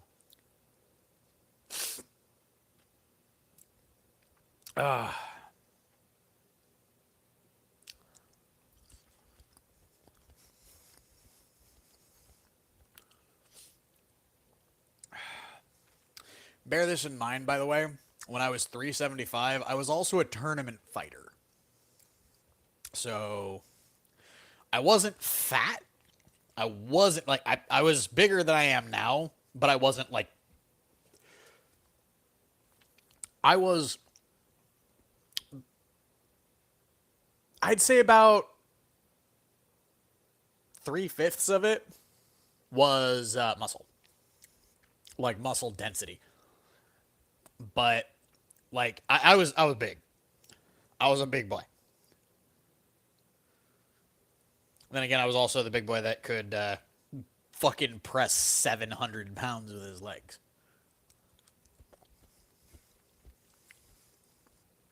Which, by the way, that's actually one of the reasons why my knees are so fucked up now. Is because when I was a teenager, I actually pushed myself to become a tournament fighter at one point, and that that fucks your body up pretty bad.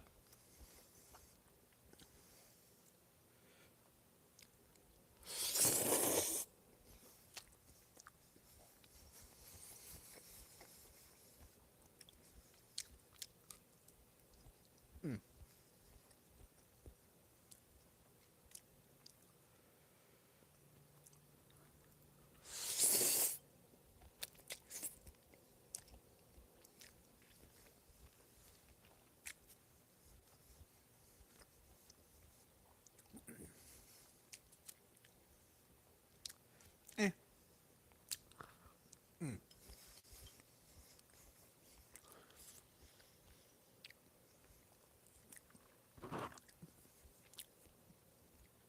No, no, we're good with corn. We're good with corn. We aren't the masters. Because understand, Mexican culture. Oh my god. So understand, uh, like Native Americans and the natives of Mexico had effectively some stuff in common. They would effectively travel between each other. They would trade. They were cultures unto themselves. Understand. One of those cultures is why corn is what it is in the U.S. and it wasn't the Native Americans. They got that from the Mexican people, or I believe it was the Aztec. It's either Aztec or Mayan. I can't remember which by name, but they were the masters of corn.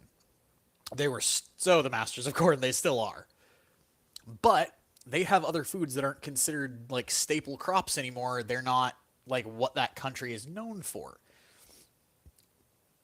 America just kind of took corn and ran with it, though.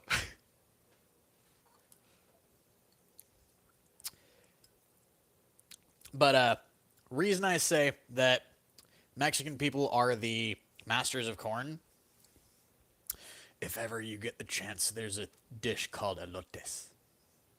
Try it. It is really good. It is a type of very simple corn that is roasted.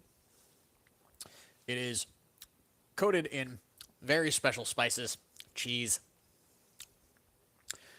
cotija specifically, and it is just divine. Like every bite is just phenomenal. Um,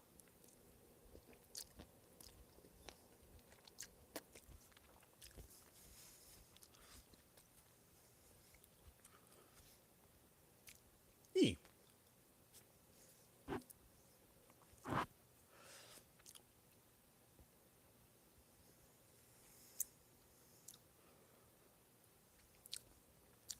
So here's the thing.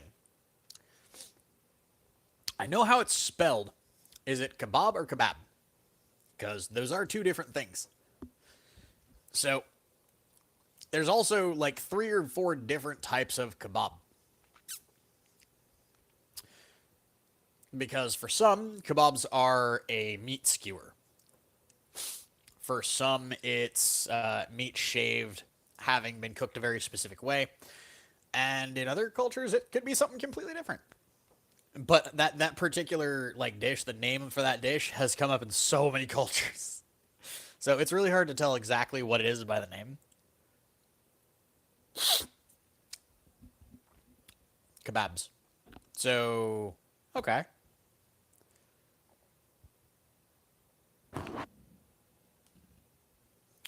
E. One of the simplest foods I know of, by the way, is what we call a shish kebab, which is peppers, meat, and onions.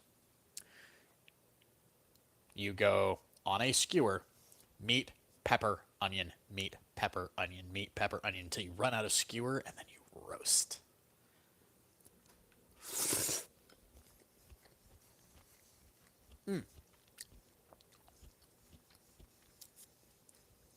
So, hey, Django, what are the kebabs for you?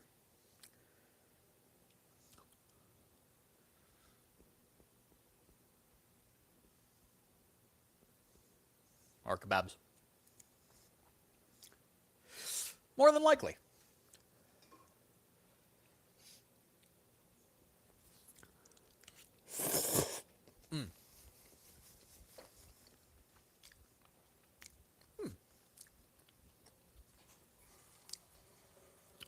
But yeah, no.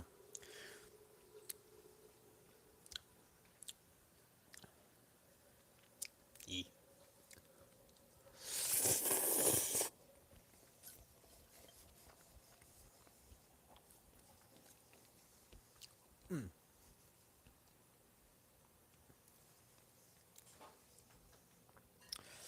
Give you an idea, by the way, how much food is actually there.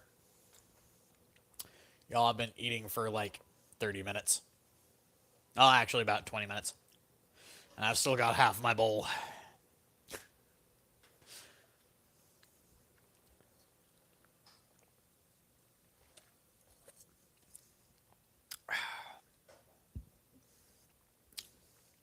Anyways, hey Jackie, what was it that you were having for dinner tonight?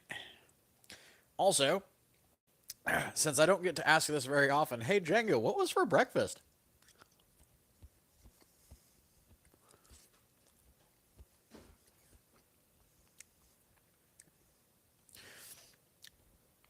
It's actually kind of a phenomenon that every country has dishes in common with the next because of the fact that trade usually brought different recipes and different like cultural foods all across the world.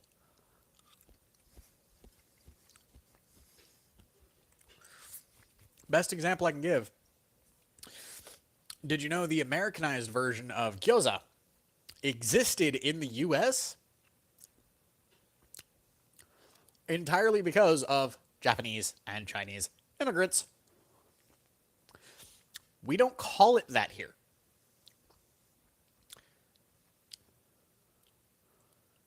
Do I like who? Also, hello.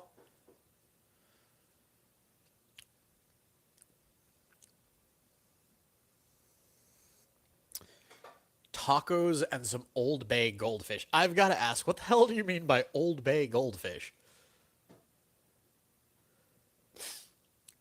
Have no idea who that person is, and I'll look into them. I have no idea who it is, though. It's also not necessarily a good idea to come on to other people's streams and advertise other content creators unless you ask first. However, I will say this: you were asking a genuine question, so no, I have no idea who. What is that? Bang Chan is? I will look them up though. What kind of content do they do? Like, are they comedy? Oh, he's a K-pop. Oh, he's a K-pop idol. That would be why I don't have any idea. I'm not a fan of K-pop. To me, K-pop is the same thing as the Backstreet Boys were back in the day. It's just, it's pretty people singing and trying to be fancy. I've never been a boy band fan. I've never been a K-pop fan. So, to each their own, though, man.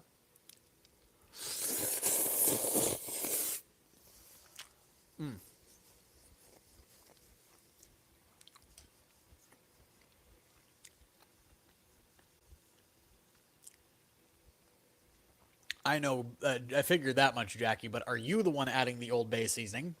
Or did you find a, like, goldfish cracker that has Old Bay already on it?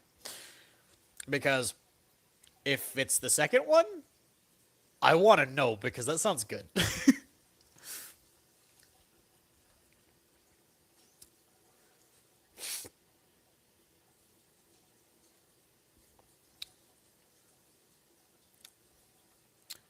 A powerful 7 magnitude, or 7.7 magnitude earthquake struck Indonesia today. Oof. Well, yay. Okay, I've got to look for those in the store now.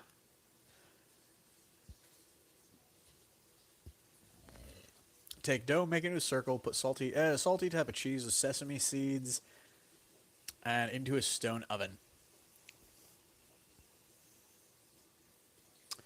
I mean, this sounds really good.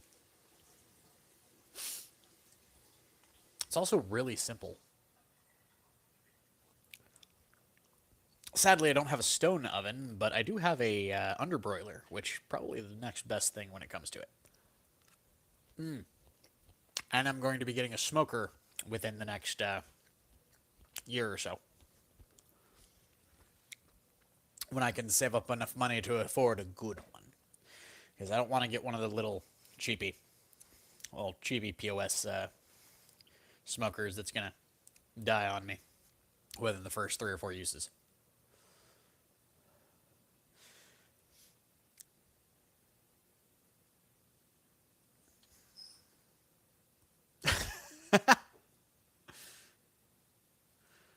I mean, Parker, I don't necessarily.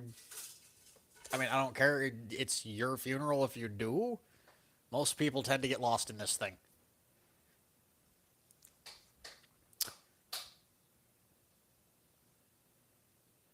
Oh, I figured as much. But when it says stone oven specifically, you lose something if it's not a actual like stone and wood oven. Because I'll tell you this, I have made things that were meant to be cooked in a stone oven in a normal oven. They don't taste quite right. There's a flavor that comes off of a stone oven. Mm.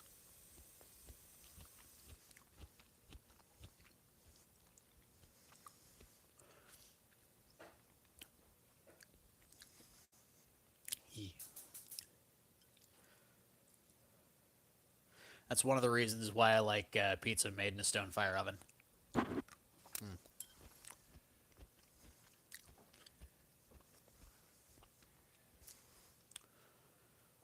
You'll get the smoky flavor from the fuel you're using to heat it. That kind of sooty flavor that comes with it. And realistically, that's something that can't be replicated in a normal oven. So one of these days, I might just say fuck it and build a stone fire oven out in the backyard.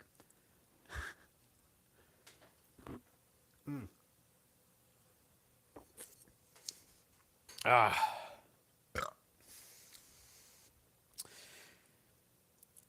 Sitting here eating me some curry, and my roommate is over here getting ready to make spaghetti.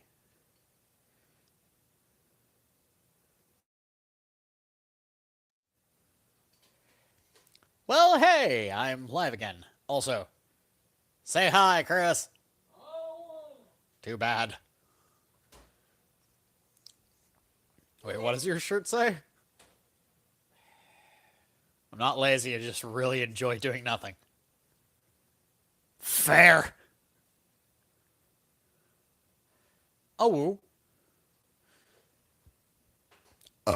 ooh, excuse me.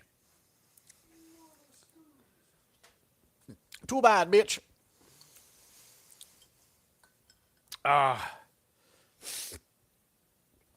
Oh.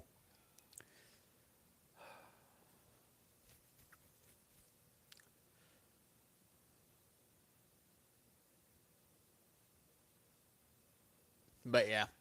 Now, when it comes down to it, like, I enjoy cooking. I very much enjoy trying new foods. And when it comes down to it, if you guys have a recipe or a type of food that you want to see me cook, definitely share a recipe. Oh, by the way, for those who don't know, there is a link to a Discord in the description. If you guys want to join in, you're more than welcome to, come hang out in our Discord. Plus, we actually have a place in there called the Cook's Kitchen, which is a place to share your own cooking creations or even share recipes. So that's the thing.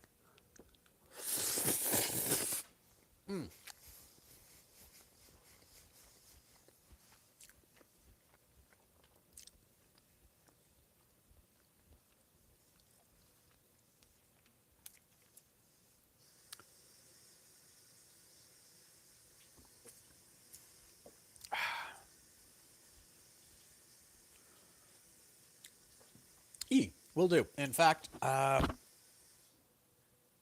that thought. Really quick. Do me a favor. Tell me the name of that food again, because it just dawned on me. I have a second phone now that I can use to literally just give myself a note.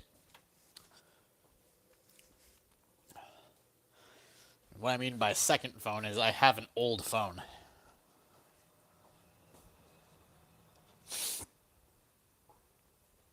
So let's see. What was it called again? Munsif.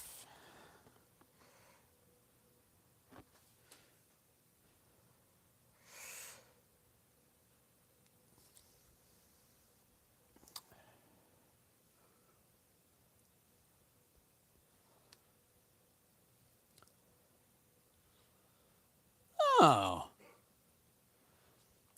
Traditional Middle Eastern dish, especially popular in Jordan, known for its rich flavors and communal style of serving. Made with tender chicken, creamy yogurt sauce, and a fragrant rice, or in fragrant rice, is topped with toasted nuts for extra texture. Cool. Got the recipe. And, oh.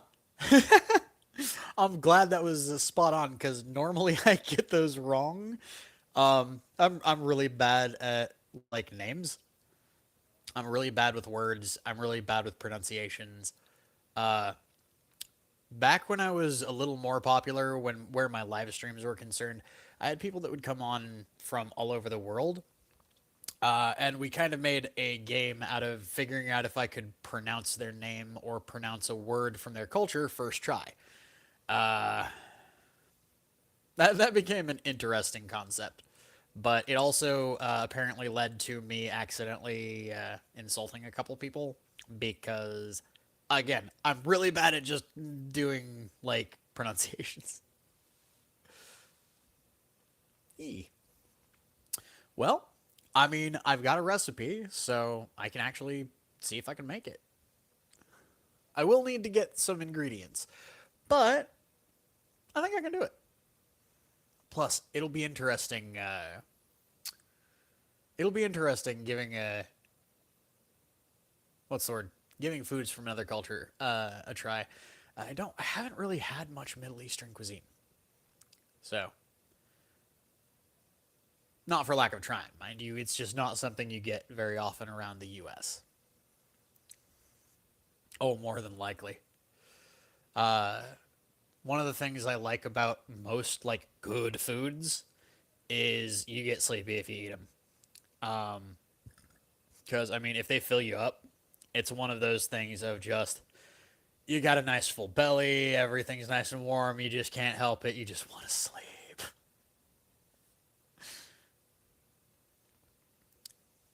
I'm actually kind of getting there myself, which is weird because this isn't one of those that's supposed to put you to sleep, but given the fact that it came out the way it did, it is a very good. It's very not rich. It's very creamy. This stuff, but it's also very very dense. Like I'm not certain I'm gonna be able to finish my bowl. um, but yeah, if you want, keep an eye on the channel. It's either going to be next week. It'll be within 3 weeks. Usually, when somebody, I would need to know your name at that point, but only first name. Like, don't ever share like full name or last name or what it. Never share those on the internet, please. If you want me to like try to pronounce your first name, oh, Mohammed's easy.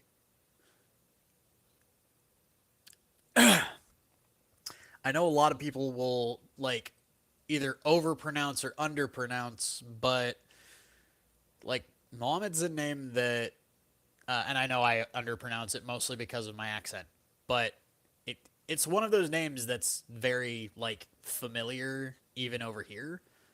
Um, there are a lot of Middle Eastern people that are living where I'm currently living.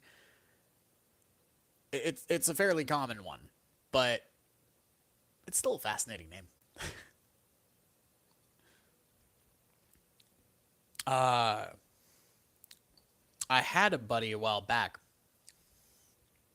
Could not pronounce his name for the life of me. I still can't. Uh, Back when I was in college, there was this dude that was, I believe he was from either Turkey or actually, I think he was from Afghanistan. Um, One of the two. I can't remember exactly which, but his name was, oh my god, no one could pronounce his name properly. Not even the teachers. It was funny as hell, and I love the fact that he was like a good sport about it because normally having your name mispronounced on a daily basis would piss anybody off. I mean, yeah.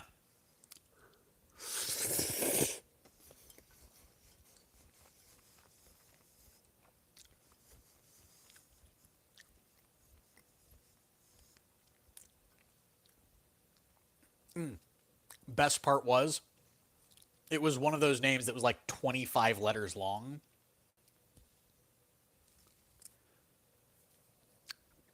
So it was one of those like saying his name, the cadence for it was just da da da da da da. You had to like say it in small chunks, but say it fast enough that it was all one word. I can't for the life of me remember what it was. It's been years. I actually missed the dude. We all called him fucking Chuck. Oh, and no, that wasn't on like our choice to call him that. He literally just said everybody who uh, mispronounces the name finally gives up and just I tell him just call me Chuck, and it's just that's probably easier. But yeah,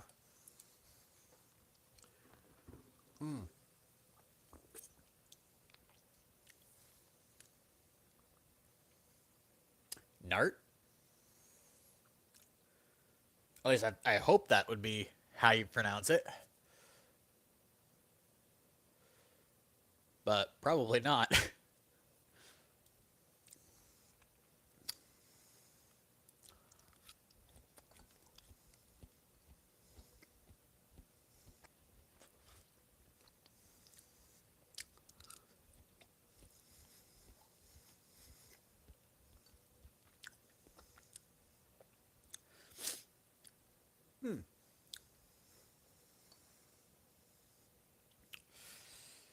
Yeah, I think I'm done for tonight.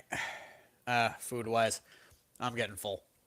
So I'll probably have the rest of this with the stuff that's over there tomorrow morning for breakfast. That's kind of what I do in all of these streams too. I make way more food than I need to. The reason for that is because I usually cook like 2 or 3 meals worth of something.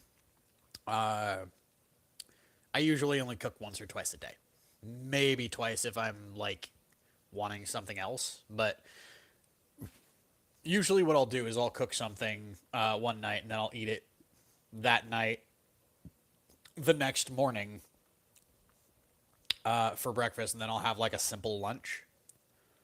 Uh, then rinse and repeat the next day. Okay, you know what? I will say this: that bean has been taunting me. So one more. Excuse me.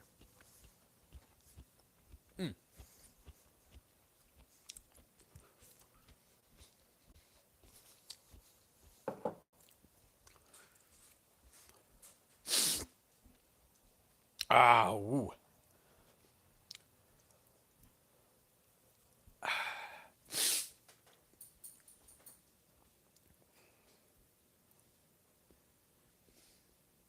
Eh. A lot of people think English is a really, really difficult language to learn. It really is. But at the same time, once you get it, it becomes easy once you understand like the intricacies of it. One of the best examples I can give is the word red. Like three or four different versions of red.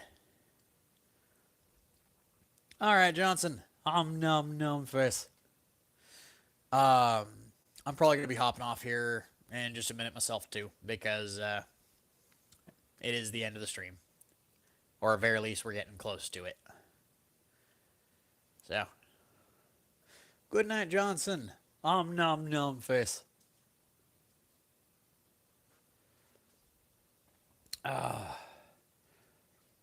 And to the rest of you, who has made it to this point in the stream? Let's see who all's still hanging out with us. I know Jenga's probably still here because I was just chatting with him. So good night, Jenga. Good night, Johnson. Do we have anybody else over there in chat? I can see 7 of you.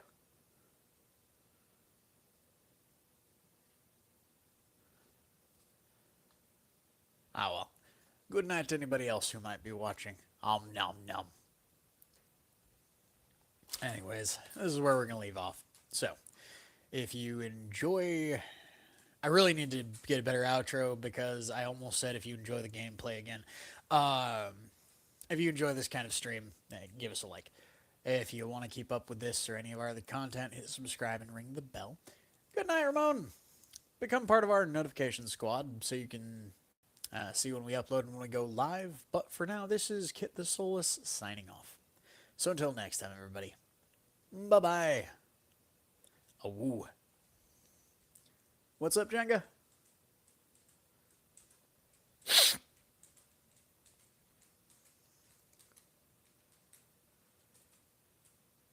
Discord server should be down in the description. There is a link. Like, hold on.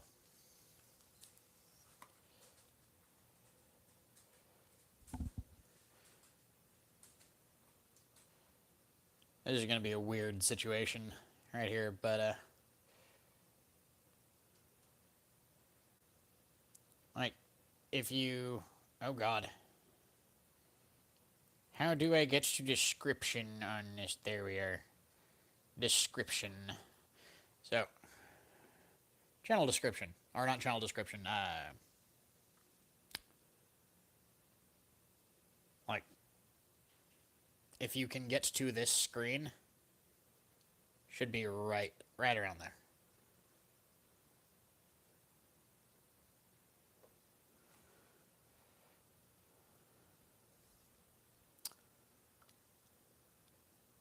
Oh, correction. It's a little further down. But yeah. So, how you get to that, by the way, is up at the top here. Press these 3 little dots if you're on phone. It'll bring that up. Then just go to description. I believe if you go to view channel, it should also have a little marker up on the... or up in the channel info somewhere. Yep. The channel info has our Discord link as well. So, you